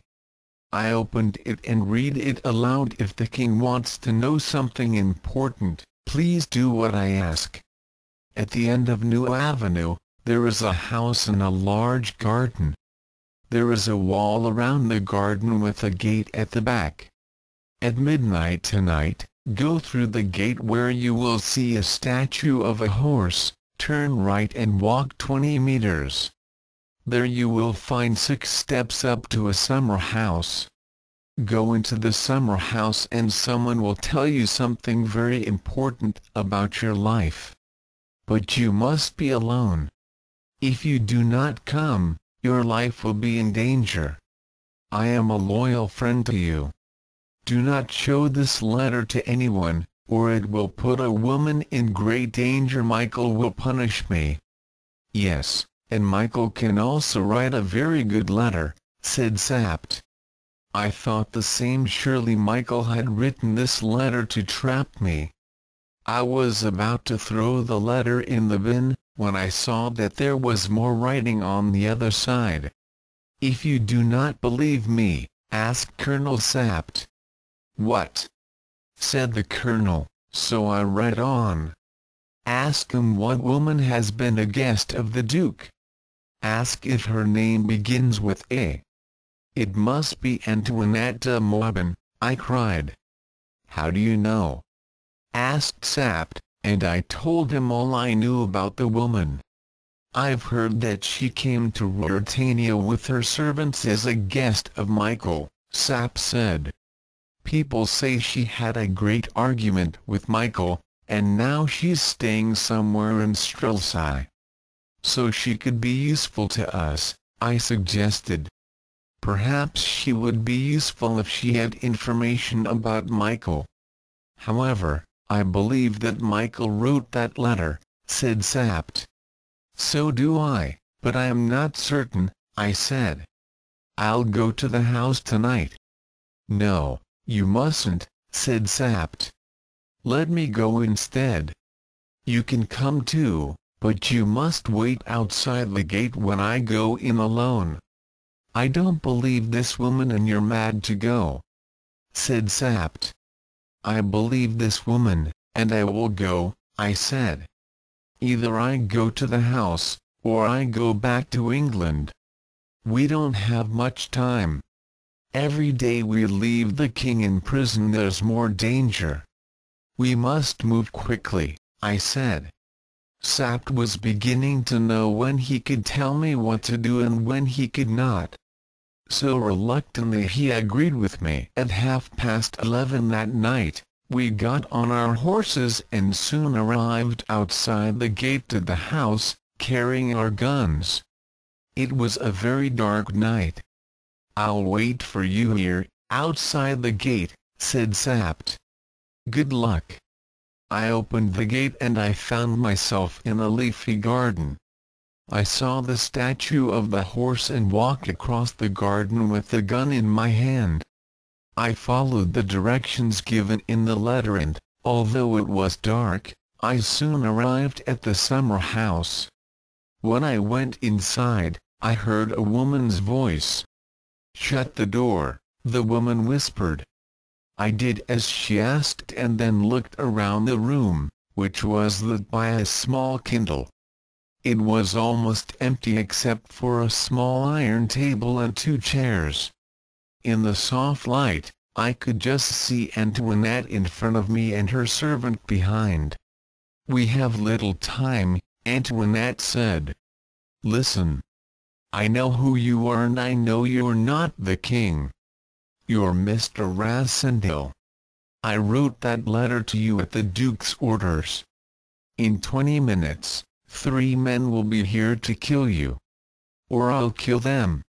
I suppose they're 3 of the Duke's 6 men? Yes, you must leave here before they arrive, so listen carefully. The plan is to kill you and to take your body into the old town. It'll be found and Michael will arrest Colonel Sapt and Captain Fritz von Tarlenheim for murdering you. Then a messenger will be sent to Zenda and the real king will be murdered too. The Duke will then become king. Do you understand?" "Oh, yes, I understand. It's a clever plan. But why are you helping me? I don't like to see people being killed. Now go. But remember, you're never safe in the city. You have guards following you, don't you? Well, Michael's men are following them. If you're alone, then you'll die. Now go quietly this way past the summer house for about 100 meters. There you'll find a ladder against the wall. Climb it and run as fast as you can." "And what will you do?" "I also have a game to play. I'll tell the Duke's men that you never came. If the Duke doesn't find out what I've done, we may meet again." "Thank you. You've helped the king tonight," I said. "But before I go, tell me something. Do you know where he is in the castle?" "Yes, I do know. Inside the castle there's a door on the right, and behind that, but listen. They're here. It's too late for you to escape." I looked through a gap in the summer house door and saw 3 men standing outside. Then I heard a voice, which spoke in English. "Are you in there, Mr. Saeid?" I did not answer. "We want to make you an offer," the voice said. "Will you let us in?" "Do not trust them," said Antoinette quietly. "Stand outside and talk," I called. "I won't let you in." "That's a good idea," said the voice, who I thought must be Detchard. "Is that Mr. Detchard?" I asked. "Our names are not important. We can offer you a safe journey to the border and 50,000 English pounds, he continued. "It sounds a generous offer," I said, but of course I did not trust them at all. "Give me a minute to think." Then I told Antoinette and her servant to stand close to the wall, away from the door. "What are you going to do?" Antoinette asked. "You'll see." I picked up the iron table and held it by the legs so it was in front of me. Then I said, "Gentlemen, I'd like to accept your kind offer. Perhaps you can't open the door for me." "Why don't you open the door yourself?"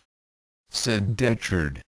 "Very well, but it opens outwards," I explained. "You'll need to step back or the door will hit you." I pretended to try and open the door, and called out, "I can open it." "Then I'll open it," called Detchard. As Detchard was walking up to the door, I moved quietly to the back of the summer house. It took him a few seconds to open the door, but as soon as he did, I ran at him as fast as I could, holding the table in front of me. There was a terrible noise as all three men fired their guns at once, but I was protected by the tabletop. The men were all standing on the steps up to the summer house, so as I ran out, the tabletop hit them and they all fell down the steps. Before I knew what was happening, I too was falling down the steps, but as I was on top of the men, I managed to get up fastest and run away, firing my gun behind me. There were angry shouts and more shots. I remembered what Antoinette had said about a ladder and soon found it and climbed over the wall in seconds. Running along the outside of the wall, I heard more shots but realized they were being fired by Sapt, who was trying to get into the gate. "Sapt! It's me, let's go!" I shouted. "You're safe!" he cried in surprise. "I have a fine story to tell you about a table," I told him, as we jumped on our horses and rode quickly back to the palace. The next day, Sapt read me the latest report from the chief of police.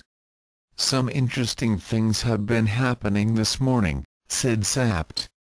"The police report says that the Duke of Strelsau left the capital by the road to Zenda. An hour later, he was followed by de Gutet, Bersonin and Detchard, who had a bandage around his arm. I was pleased that my shot the night before had been a good one. Finally, listen to this: the people of the capital are not happy that the king has yet to marry the princess. Some people say that if they do not marry soon, it would be better if the princess married the Duke of Strelsau. However, the king is having a ball tonight for the princess." "I don't know anything about a ball," I said. "Oh, it has all been prepared," said Fritz, "by me." "Listen," said Sapt. "You must ask the princess to marry you tonight." "I could do that," I said. "It wouldn't be fair to the princess." That evening, the ball was a great success.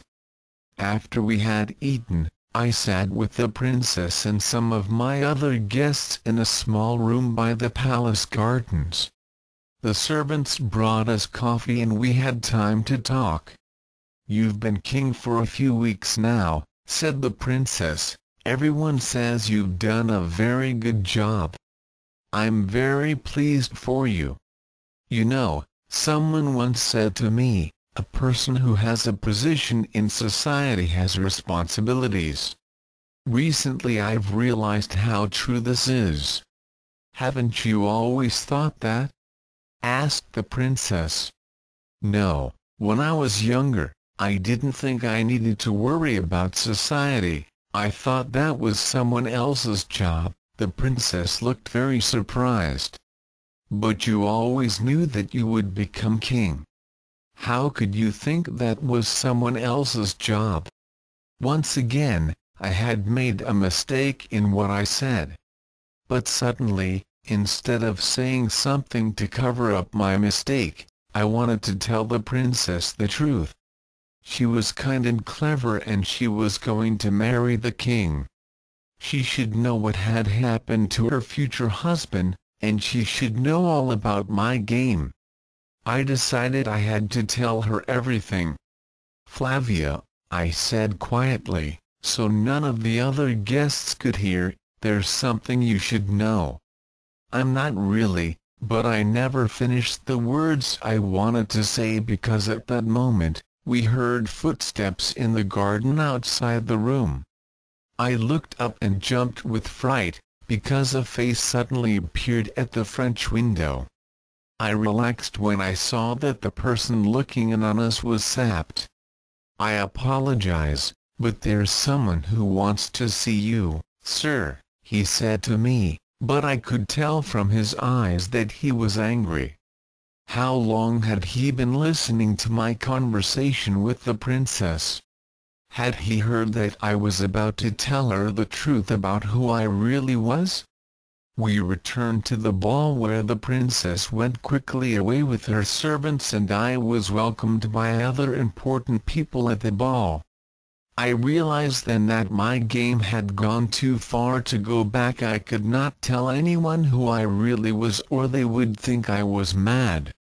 Sapt had stopped me from saying too much to the princess, and Sapt's plan really was working.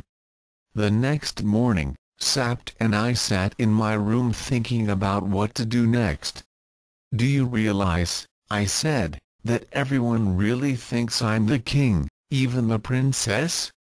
I could even arrange for the duke and the real king to be killed. This is all true, said Sapt. So will you do such a thing? Of course not. I shouldn't be here, pretending to be anything. It isn't fair for the people of Ruritania and it isn't fair for the princess, either. We can wait any longer, I said. We must go to Zenda and rescue the king. You're a good man, said Sapt. First, however, I needed to see Princess Flavia again. If I could not tell her the truth, I could at least warn her that the situation in Ruritania was not as good as she believed it to be. I visited her in her palace later that day, and she asked her servants to bring me some coffee. Then she told me that she had received 2 letters. One was from Michael, who had invited her to visit Zenda. Then she showed me the other letter. I don't know who this one's from, she said. I immediately knew who it was from. The writing was the same as the letter I had received. It was from Antoinette de Maubin and it read, "You do not know me, but I do not want you to fall into the power of the Duke. Do not accept any invitation from him and do not go anywhere without many guards. Show this letter, if you can, to the leader of Ruritania." "Why does it say the leader and not the king?" she asked. "You must do as the letter says," I said, not answering her question. "I'll order guards to watch you." "Do you know who sent this?" she asked. "A friend of mine. Today you must say you're ill so you can't go to Zenda. So you don't mind making Michael angry?" she asked. "I don't mind anything if you're safe," I said. I had an idea about who would be the best guard for Princess Flavia, and I immediately visited Marshal Strakensch, who I knew I could trust. I asked him to guard the princess and not to allow any of the Duke's men to visit her. I told him I was worried about the Duke's ambitions, and he did not look surprised. "I'm leaving Strelsau for a few days," I told him. "Every evening, I'll send you a message. If you don't get a message for 3 days, you have the authority to say that you are now the head of Strelsau. You must then ask the Duke to allow you to see the king. If he doesn't allow you to see the king in 24 hours, you must say that the king's dead. Then you must tell the people of Ruritania who their new ruler will be. You do know who that will be?" "Princess Flavia, of course," he answered. Chapter 6. It was nearly time for us to make a move against Duke Michael. I was with Marshal Strachanch, who I had to trust to keep the future of Ruritania safe. "You must promise that you'll protect Princess Flavia from the Duke," I told him. "As you know, his mother was not royal and he can only legally become king if he marries the princess." "I promise," Marshal Strachanch said, bowing. "Now I'll write down what I've just said. But my finger still hurts." "Yes, sir," he said, watching me write. "The writing's a little different from your usual. I hope people know it's a real order from the king." "I trust you," I told him, and he smiled. "The princess will be safe with me," he said. I returned to the palace and told Sapt and Fritz to get ready to go to Zenda. There was only one thing left for me to do before we went. I went to tell Flavia that I was leaving Strelsau to go hunting. "So you'd prefer to hunt animals than do your duties in the capital?" she asked quietly. "The thing I hunt is a very big animal," I explained. "Because I'll be hunting Michael." The princess looked very worried. "This'll be dangerous," she said. "If I don't come back, you must become queen for me." She then stood tall and said, "I don't really know what's going on, but I'll do whatever is right for Ruritania.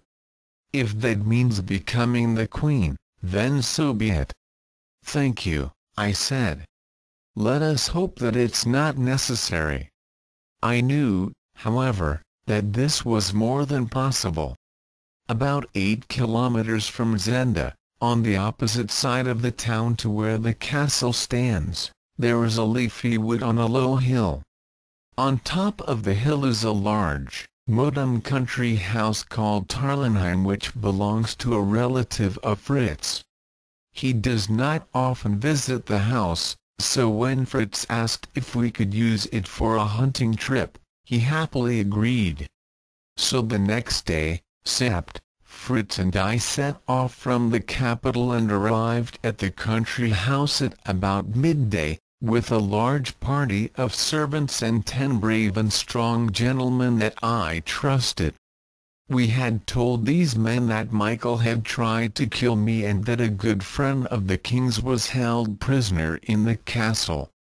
They knew it was our job to set him free, and being brave and loyal, they did not need to ask any more questions. However, it did not take long for Duke Michael to hear about our arrival, and after only an hour, we were visited by 3 of his famous 6 men, the Ruritanians Lauengram, Krafstein and Rupert Hansai. I am sure they knew that we were not really there to hunt animals but had a much bigger plan. The youngest and strongest of the 3, Rupert Hansai, told us how sorry the Duke was that we could not stay in this mansion, but unfortunately the Duke and many of his servants had a dangerous illness, so it was best if we stayed away. His speech was formal and polite, but I did not believe a word he said. "I'm sorry to hear this," I said to them. "I hope my brother feels better soon." "And what of your friends de Gutet, Burson and Detchard? I heard that Detchard was injured?" Rupert smiled at me and said, "You needn't worry, Detchard will be fine." "Good. Perhaps you would like to stay and eat with us?" I said. "You're very kind," said Rupert, "but unfortunately we have important duties and need to get back to the castle." "Of course you do," I laughed. "Thank you for coming. I look forward to seeing you all again." When they had gone, Sapp said, "That Rupert's the worst criminal of them all." That evening, I set off for Zenda with Fritz. Our journey, we knew, could be a dangerous one, but my face was covered and we felt safe because there were many people on the roads. We did not go near the castle, however, but went to the inn where I had stayed on my first night in Ruritania. "I've been here before," I told Fritz. "Won't they recognize you, then?" he said. "Of course. Just do as I say and everything will be fine." I kept the coat over my face as we entered the inn and we asked to have a meal in a quiet room at the back. When the owner's daughter brought us our food, I uncovered my face so she could see me. "You're the king!" she cried, almost dropping our plates. "I remember you when you stayed with us. I told my mother you weren't really an Englishman and that you were the king. I'm sorry if we said anything bad when you stayed with us." "I'll forgive you if you promise to help us," I said. I explained that I wanted to see Johann. "He never comes here anymore," she explained. "He works at the castle now." "But you're still friends and you must ask to see him," I told her. "Tell him to meet you tomorrow night at 10 o'clock, then bring him to our house. And tell no one that you've seen the king. Do you understand? You won't hurt him, will you, sir?" "Not if he does as we ask," I promised. She agreed happily, and after our meal we returned to Tarlenheim late that night. As we got off our horses, Sapp ran out of the house and cried, "So you're safe?" "We're fine. Why shouldn't we be? It seems that it's dangerous to ride in this area unless you're in a large group. One of our men, Bernstein, went out alone in the woods today. He saw 3 men in the trees and one shot him. He's upstairs in bed with a bullet in his arm. The next bullet could be for you."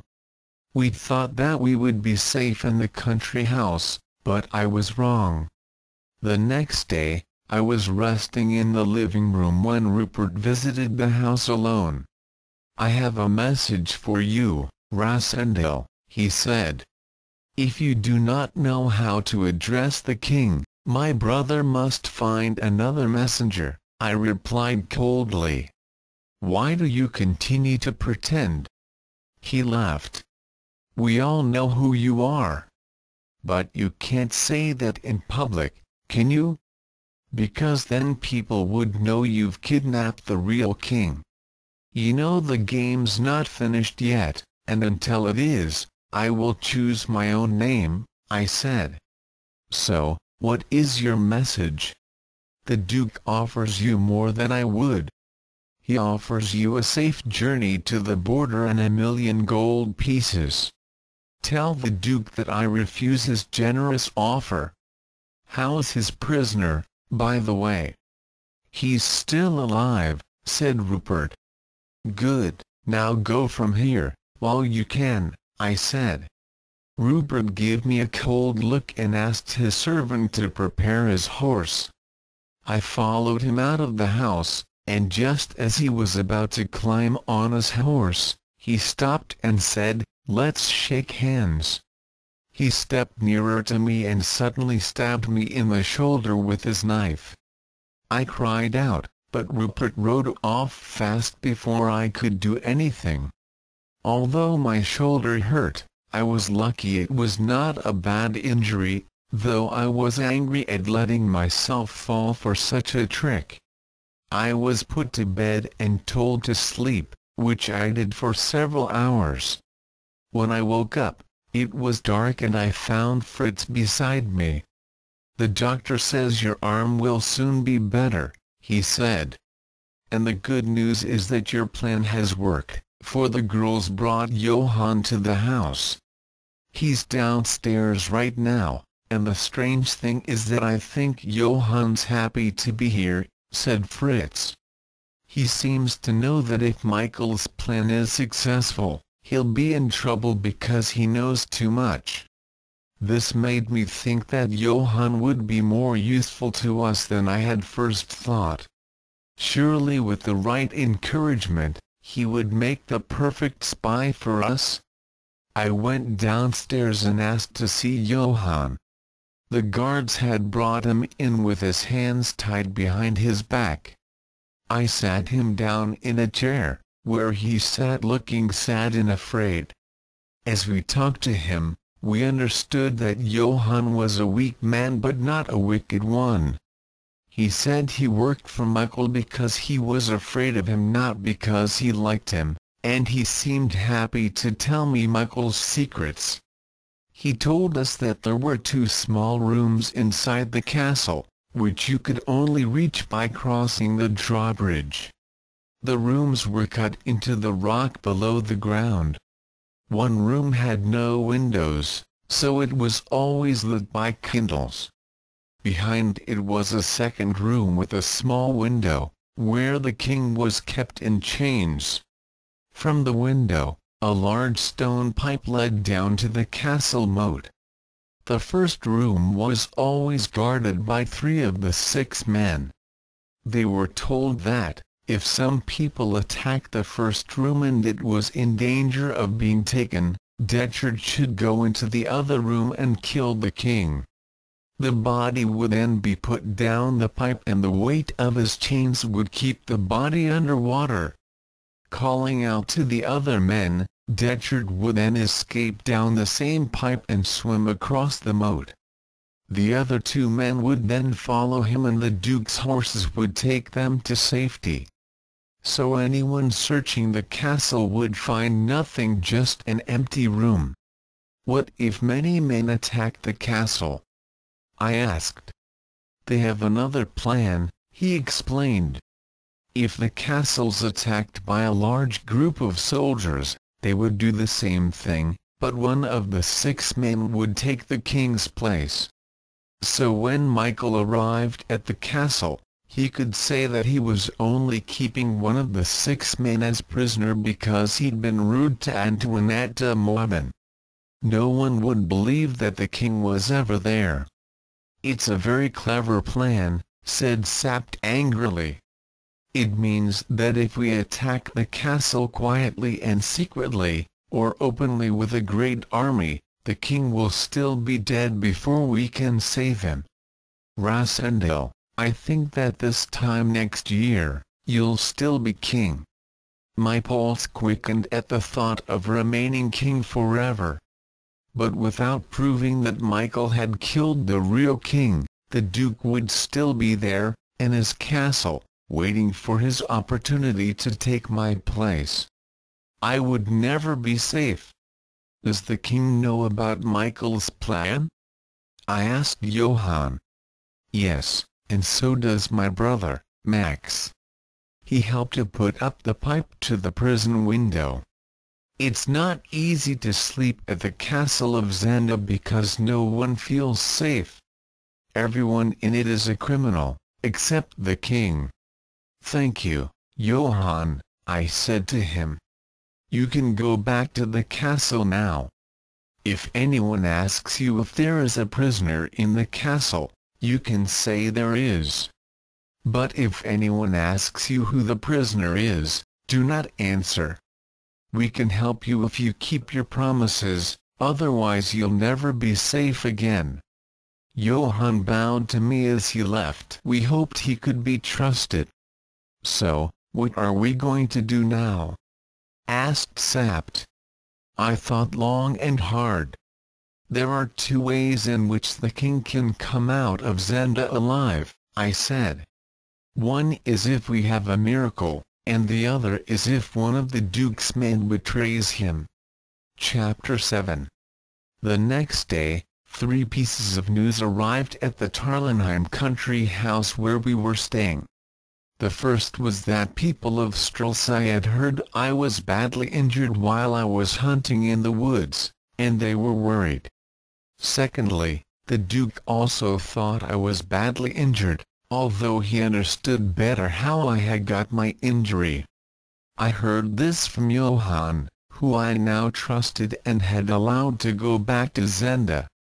Thirdly, Marshal Strachinge told me that Princess Flavia had ordered him to take her to see me. When the princess arrived at Tarlenheim, she was relieved to see that my injury was not serious. However, Johann told us shortly afterwards that the king was looking weak and ill, and we realized that we had to do something quickly. We could not wait any longer or he would surely die. It was perhaps the strangest thing in the history of any country, that the king's brother and the pretend king, near a quiet country town during a time of peace, acted out a war for the life of a sick king, with just a few people knowing about it. That night, after Princess Flavia had gone to bed, I changed my clothes and went outside to join Sapt and Fritz with 7 men. We all had weapons and we rode our horses into a wet, windy night, taking a quiet back road towards the castle of Zenda. It took us about an hour to get there. A few hundred meters from the castle, we asked the 7 men to wait with the horses while we continued on foot up the hill to the moat around the castle. Here, Sapt tied a rope to a tree and I took off my boots, using the rope to climb down into the water. Although the night was windy and wet, it had been a warm and sunny day and the water was not cold, and I swam without difficulty round the castle walls. I could hear voices inside the castle, but it was so dark that I did not think anyone could see me. I remembered what Johann had told me and thought I must now be near to the window to the king's room. Then I saw the giant pipe that led from his window to the moat, and I was about to go nearer when I heard a noise. I now saw there was a boat next to the pipe, and in the boat was a guard carrying a large gun. I went up to the boat as quietly as I could. Then I saw that the guard was Max Holf, the brother of Johann. He was breathing slowly and deeply and I saw that he was asleep. I swam slowly and silently up to him and, though I hated to do it, this was war, so I stabbed him to death. Now I had time to look carefully at the pipe. I soon realized that the bottom of the pipe was not fastened to the wall and I could see light coming from its far end. I tried to push it, and although the pipe was very heavy, it moved just a little. Then I heard voices. One was the king, and the other was a man with an English accent. It was Detchard. "Time for your sleep," said the Englishman. "Why doesn't my brother kill me now?" said the king in a weak voice. "The Duke doesn't want you to die, not yet anyway. Sleep well," said Detchard. Then the light disappeared and I could hear a door being locked. Now all I could hear was the king, quietly crying. I realized nothing more could be done that night, so I climbed in the boat with Max dead at the bottom and rowed back to the rope. The wind was blowing hard now, so I did not worry that anyone would hear the boat. When I arrived next to the rope, I tied it round Max's body and asked Sapt to pull it up. Then I climbed back to my friends. Sapt whistled for our 7 men to come and get us with their horses, but as they got nearer, We heard several shots and loud cries, and then a voice call out, "They've got me, Rupert. There are 7 of them. Save yourself." We were running towards our men when a horse arrived with Rupert Hensai on it. It was so dark that he did not see us, so I took a large stick and ran forward towards the horse's head. Now, surely we had him. But he was too quick. He waved a sword at me and cut my stick in half. I stepped back, and before we knew it, he had disappeared into the night. I later found out that Lauengram and Krafstein were both killed by our men, although the fight had cost us 3 of our own men. We went home with heavy hearts for our friends, worried about the health of the king, and angry that Rupert had escaped. The next day, I received a visit from the chief of police in Strelsau. He told me that the British ambassador had reported that an Englishman called Rassendel had disappeared near the town of Zenda. They had found his bags at a nearby train station, and a man called Mr. Featherly from Paris believed he was travelling with Madame de Morbin. He asked if I knew the lady. "Yes, I do," I replied. "I believe she and her servants were guests of Duke Michael." "I see," said the policeman. "Go back to Strelsau and tell the ambassador what you know." "I'll look into this for you," I told him. "Return in 2 weeks and I'll tell you what I found." I wanted to have at least 2 weeks without any more difficult questions. My game had almost been discovered. But with the policeman in town that day, there could be no more fighting around the castle, and Rupert clearly felt safe enough to ride out on his horse. When I saw him, I quickly caught up with him. He looked surprised to see me. "How's my brother today?" I asked him. "He's well," he replied. "He hopes he'll soon be in Strelsau." "Rupert, you're young. Why are you doing this? If you let your prisoner go free, I can help you," I said to him. "You don't have to work for my brother." Rupert looked ahead of him and said nothing for a minute, then he spoke quietly. "You may be right. Attack the castle bravely. I'll tell you when. But Fritz and Sapt must die, and so must Michael and the king. That will leave 2 men alive, you and me. You'll stay as the king, and I'll have a reward." "Would you really work against Michael?" I asked him. "He's not a good man," he replied. "He makes me angry. I nearly killed him myself last night. Think carefully about my plan." With that, he rode off down the road. Later that day, Sap could see that I was deep in thought, but I did not tell him what I was thinking. There was a knock at the door and a boy brought me a message. It read, "Johann will take this letter for me. I warned you before. The Duke discovered that I helped you that night in the summer house. He is now keeping me a prisoner in his mansion because he cannot trust me. Please, if you can, rescue me from this house of murderers." Antoinette de Marbin, what could I do? Time went on and I knew that, for now, I could do nothing to help either Madame de Marbin or the king. I soon heard that the people in Strelsau did not like the fact that I had been away from them for so long. To keep them happy, my messengers told them that Flavia and I had arranged a date for our wedding, news which was greeted with great joy. Not everyone wanted to know this news, however. Johann told me that the Duke was furious to hear about the wedding.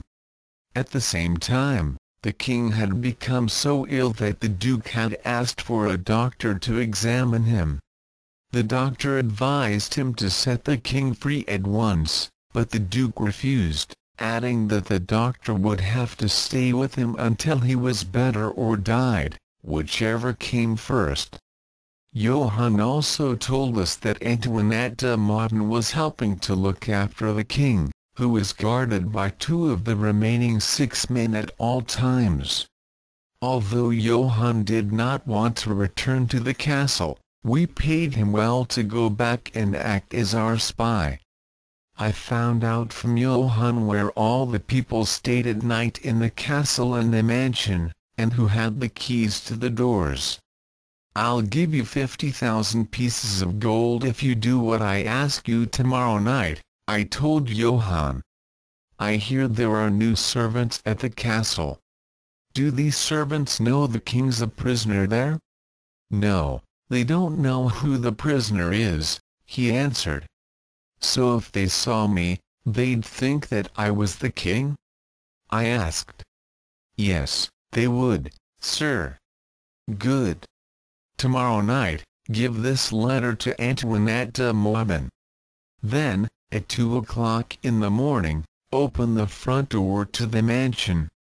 Ask no more questions. Now go."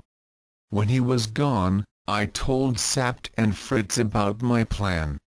It was our only chance to save the king. Sapt would take some men to the front door of the mansion. When Johann opened the door, they would quickly enter and tie up the servants if they did not want to help the king. At the same time Madame de Modena would cry out for help from her room. The Duke would surely come to see what was happening, and we could take him. Then there would only be 2 men left guarding the king, so we would need to move quickly before they hurt him.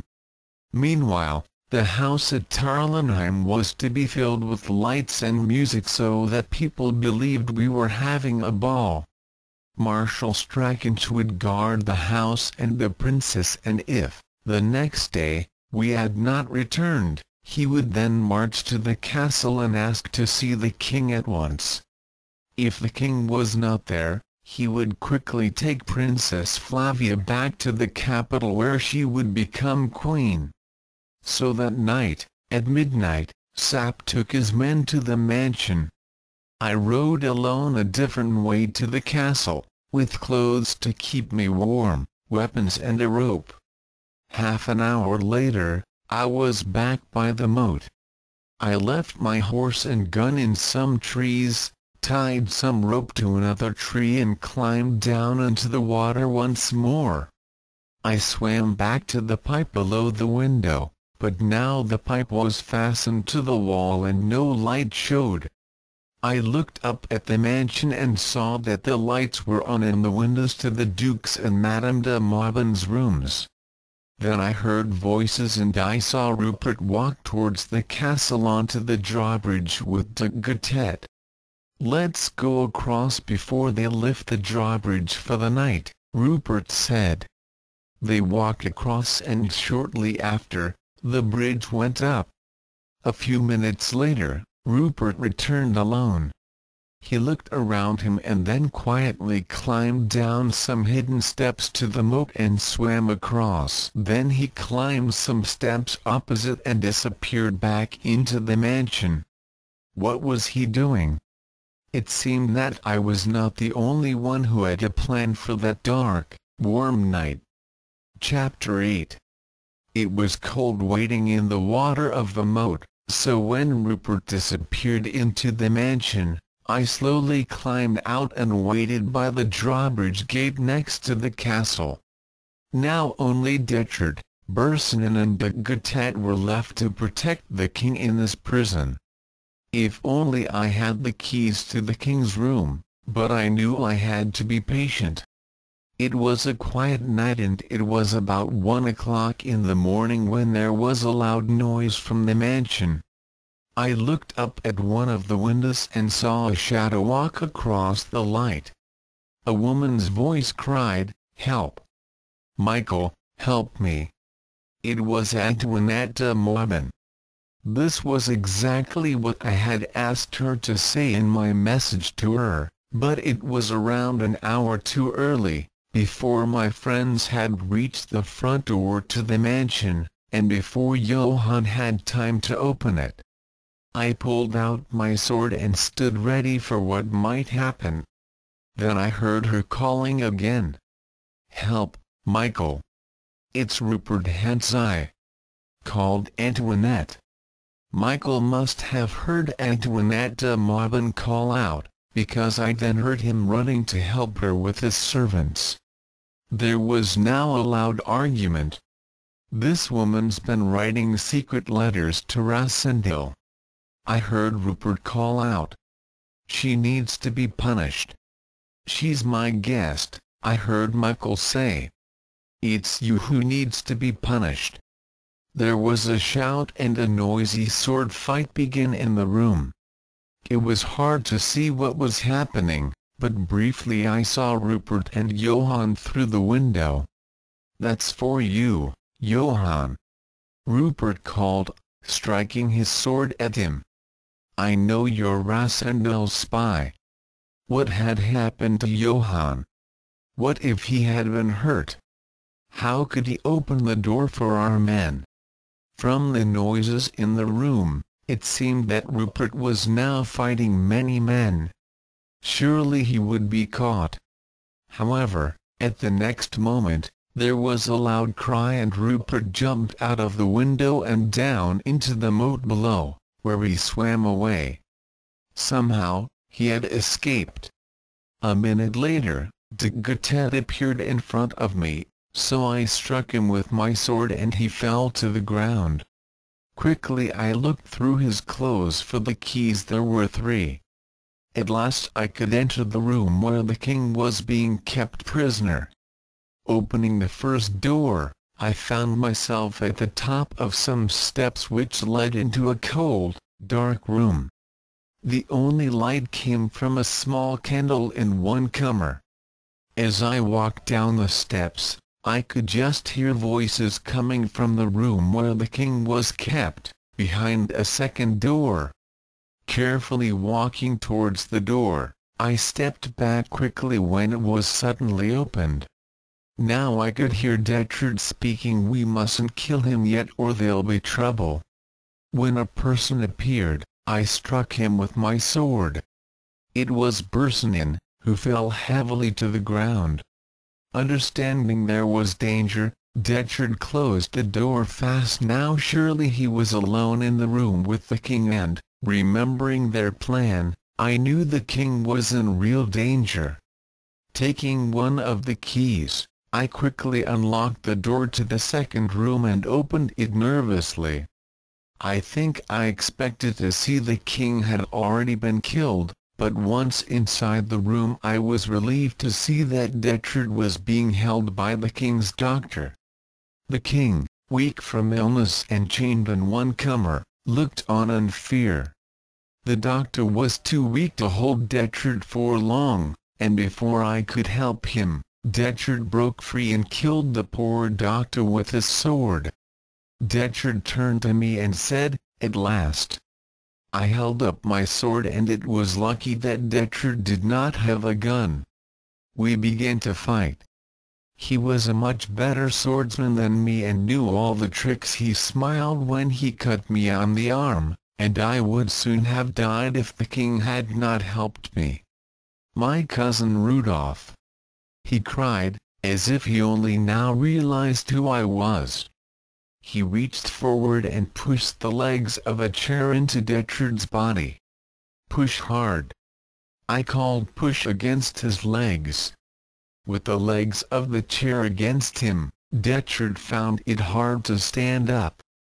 This made him angry, and he struck the king hard with his sword, but as he did so, he fell over the doctor's body. It was easy for me to kill him as he lay on the floor. Was the king dead too? I ran to where he lay. How happy I was when the king moaned, so I knew he was alive. But before I could help him I heard Rupert somewhere outside the king's prison calling out, "Come on, Michael! Let's fight!" I tore a piece from my shirt to make a bandage for the cut on my arm, and quietly opening the prison door, I looked out. The drawbridge was now down once more.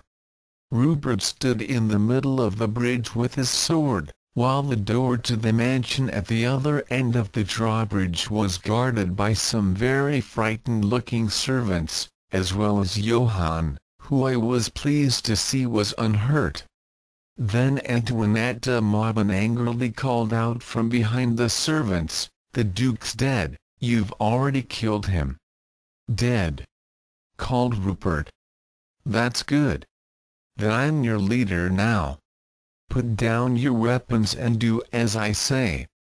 Instead of putting down their weapons, however, the servants allowed Antoinette de Maubin to walk onto the bridge, and she was pointing a gun at Rupert. But before she had time to shoot, if, indeed, she planned to, Rupert once again jumped quickly into the water below the bridge.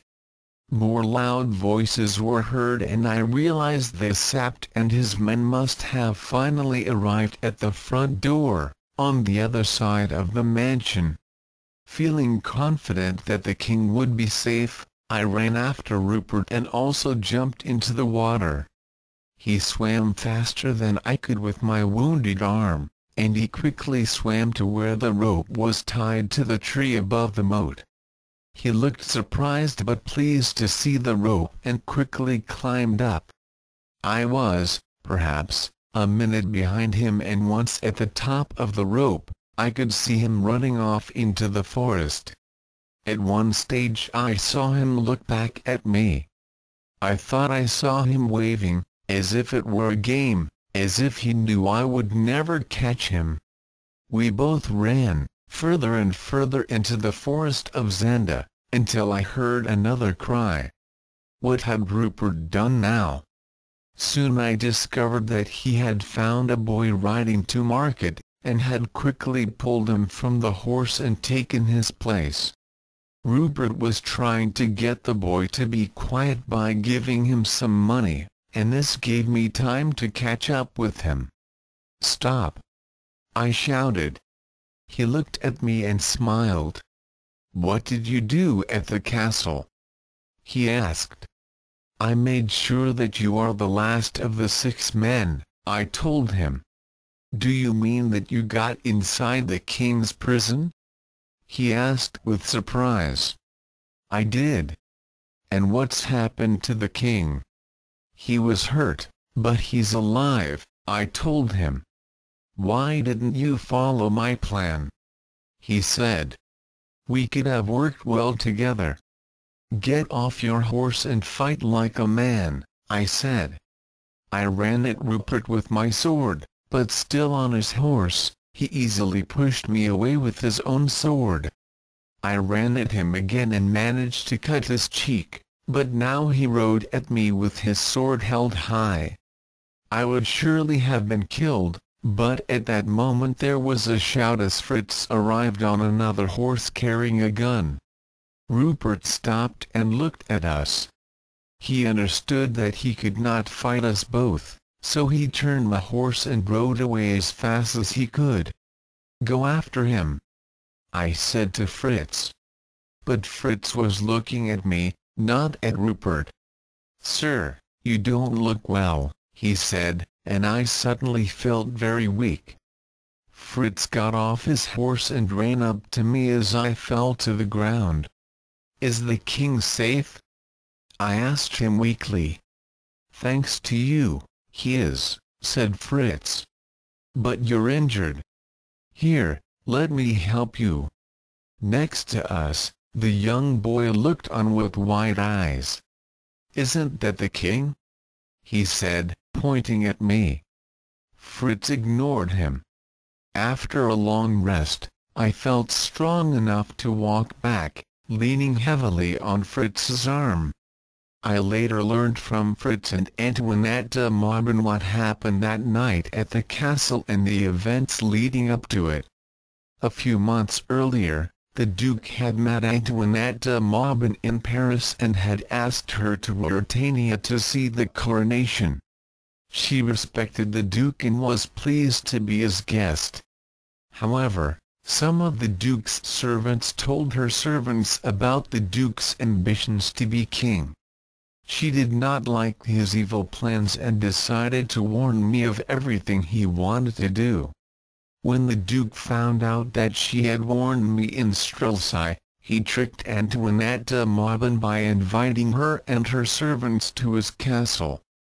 Once she was there, he made sure they could not leave in order to stop her telling anyone about his plan. Luckily, with Johann as our spy, Antoinette was still able to send us letters and we could use her position in the castle to help us. Somehow, however, Rupert discovered that she was helping us, so he wanted to punish her. By chance he chose the very night that we were attacking the castle. When Michael came to see what was happening, Rupert killed him in the fight that followed. Rupert, it seemed, believed that without the Duke, I really would stay as the king and somehow reward him for his evil work. He did not understand that I was pretending to be the king for the good of Ruritania. He believed I wanted to be king forever. Because Johann was helping the Duke, he could not open the front door for Sapt and his men at 2 o'clock, and it took a long time before they could finally enter the mansion. This they did just as Rupert was escaping from Antoinette de Mauban. Soon Sapt found the king lying in his prison, hurt but still alive. He was carried with his face covered to the mansion, where Antoinette helped to look after the poor king until another doctor could arrive. Meanwhile, Fritz came to look for me, knowing that I must have run off into the forest after Rupert. Back at the castle, Colonel Sapt had to ask Johann and Antoinette de Mauban to guard the secret about the real king. His men and the servants thought that the king had been injured while rescuing the prisoner, who had gone after Rupert Hansai. News was sent to Tarlenheim to tell the princess that the king was hurt but alive, and that she should wait at Tarlenheim for him. The people of Strelsau also heard that the brave king had fought with his brother because he had kept a prisoner in Zenda who was a friend of the king. The Duke had tried to kill the king, who was injured, but the evil Duke had died. However, Princess Flavia did not want to wait at Tarlenheim and asked Marshal Strachinch to take her to Zenda at once so she could see the king. Her coach was approaching the castle as Fritz led me back from the forest. When we saw the coach, I quickly hid behind a tree, but we did not realize that the boy whose horse Rupert had taken had followed us. He was very excited and called out, "Princess! The king's here, behind this tree." We tried to keep the boy quiet, but it was too late. The princess's coach had stopped and I could see the marshal leaning out of the coach window to talk to the boy. "What you say is nonsense," called Strachinch. "The king's injured in the castle." "No, really, he's here. He fought a man who took my horse." At this moment, Sapt rode out of the castle to meet the party. "This boy says the king's over there behind that tree," said Strachinch to Sapt with a strange look. "No, he's in the castle behind me," said Sapt with a smile. "Please, come and see if you don't believe me," said the boy. The smile disappeared from Sapt's face and he looked worried, before quickly saying, "I'll go." "Let me come, too," said the princess. Sapt thought for a moment, then said quietly, "Then come alone." The princess was helped down from the coach. She then walked with Sapt across the grass towards me. I sat down behind the tree, putting my hands over my face. Fritz put his hand on my shoulder. When Princess Flavia saw me, she ran up and cried, "It is you! Are you hurt?" I said nothing, so she looked at Sapt and said, "What's this game you're playing?" "This is not the king," said Sapt quietly. "What do you mean it's not the king?" said the princess. "This is not the king," said Sapt again. "He's the king," cried Flavia. "It's his face. Rudolph, look at me." "What's happening?" Looking into her eyes, I said, "Forgive me, madam. I'm not the king." The princess looked surprised, then frightened, and I could see she did not know what to say. "Come," Sapt said gently to the princess. "It's time you came into the castle. We have much to discuss." I watched as she walked away. Now my game was nearly at an end. All that day Fritz and I waited in the forest while the princess stayed in the castle with the king. That night, when it was dark, Fritz led me to the castle where I stayed, unseen, in the rooms that had been the king's prison. Johann brought me food and told me what he knew. The king was getting better and had seen the princess with Sapt, and Marshal Strachansch had returned to Strelsau. Johann also said that everyone was talking about the strange prisoner of Zenda and who he could be. Some said he was an English friend of the king's who had heard about the duke's plans, so the duke had locked him up to stop him from speaking to the king. Later that evening, Fritz came to me and said the king wanted to see me. So I went to his room, where he was lying in bed with a doctor next to him. He looked weak and tired, but smiled when he saw me. "Cousin. My friend. You're injured, too. We're always the same, you and I." I smiled and bowed down before him. "I want to thank you," he said. "I hoped that tomorrow you'd come with me to Strelsau and tell everyone about the brave things that you've done, but Sapt tells me that this isn't possible." "He's right, sir. My work in your country is complete. Very well, I'll return to Strelsau alone. People know that the king was injured, so they won't be surprised to see me looking a little different. But you've taught me something, Cousin Rudolph. You've shown me what a true king should be," he said. "I'd happily help you again, sir," I said. And I meant it, thinking that perhaps I would need to. Nobody knew where Rupert had disappeared to, and the thought of the man who had almost beaten me still makes my heart beat louder in my chest. "The princess has asked to see you, too," said the king. "She can come in now." "Does she know everything?" I whispered, before she arrived. "She does," the king answered. The princess came into the room and I bowed down to her.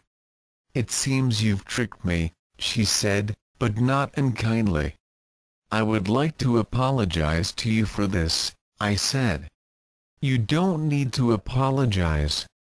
I should thank you for all you've done for Ruritania," she said. "I've learned all about duties and responsibilities," I said to her. "It's a lesson I'll never forget." "And we'll never forget how you've helped the king," she replied. The king smiled, then closed his eyes and fell asleep, and the doctor said it was best if I left him. I bowed and left the people who would shape the future of Ruritania, not knowing that I would never see the king, the princess or Rupert ever again. A few hours later, Sapt and Fritz bowed down to me as I got on a train at a small station near the border with Ruritania.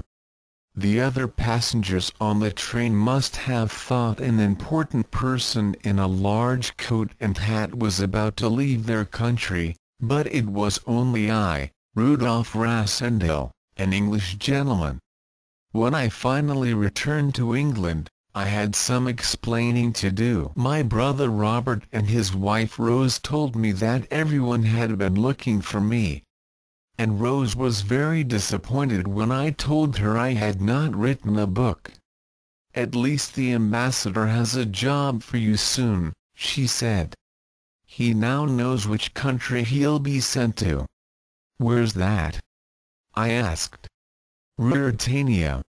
Sir Jacob Borrowdale is to be the British ambassador in Strelsau." "I don't think it'd be a good idea for me to work there," I said.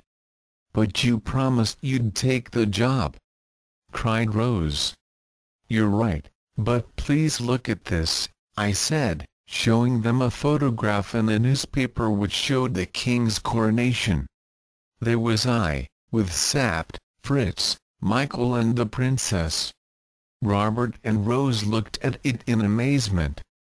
"Yes, you look very like the King of Ruritania," said Rose. "But this is just an excuse. You could have become an ambassador yourself one day. If you don't go, you'll never be anyone important." I knew, however, that I did not need to go. I had been something far more important than an ambassador. I had been a king. I remembered and understood those words Rose had said to me all those months ago: "A person with a position in society has responsibilities." But even without a position in society, we all have a duty to help other people when we can, and we all become better people for doing so. The end.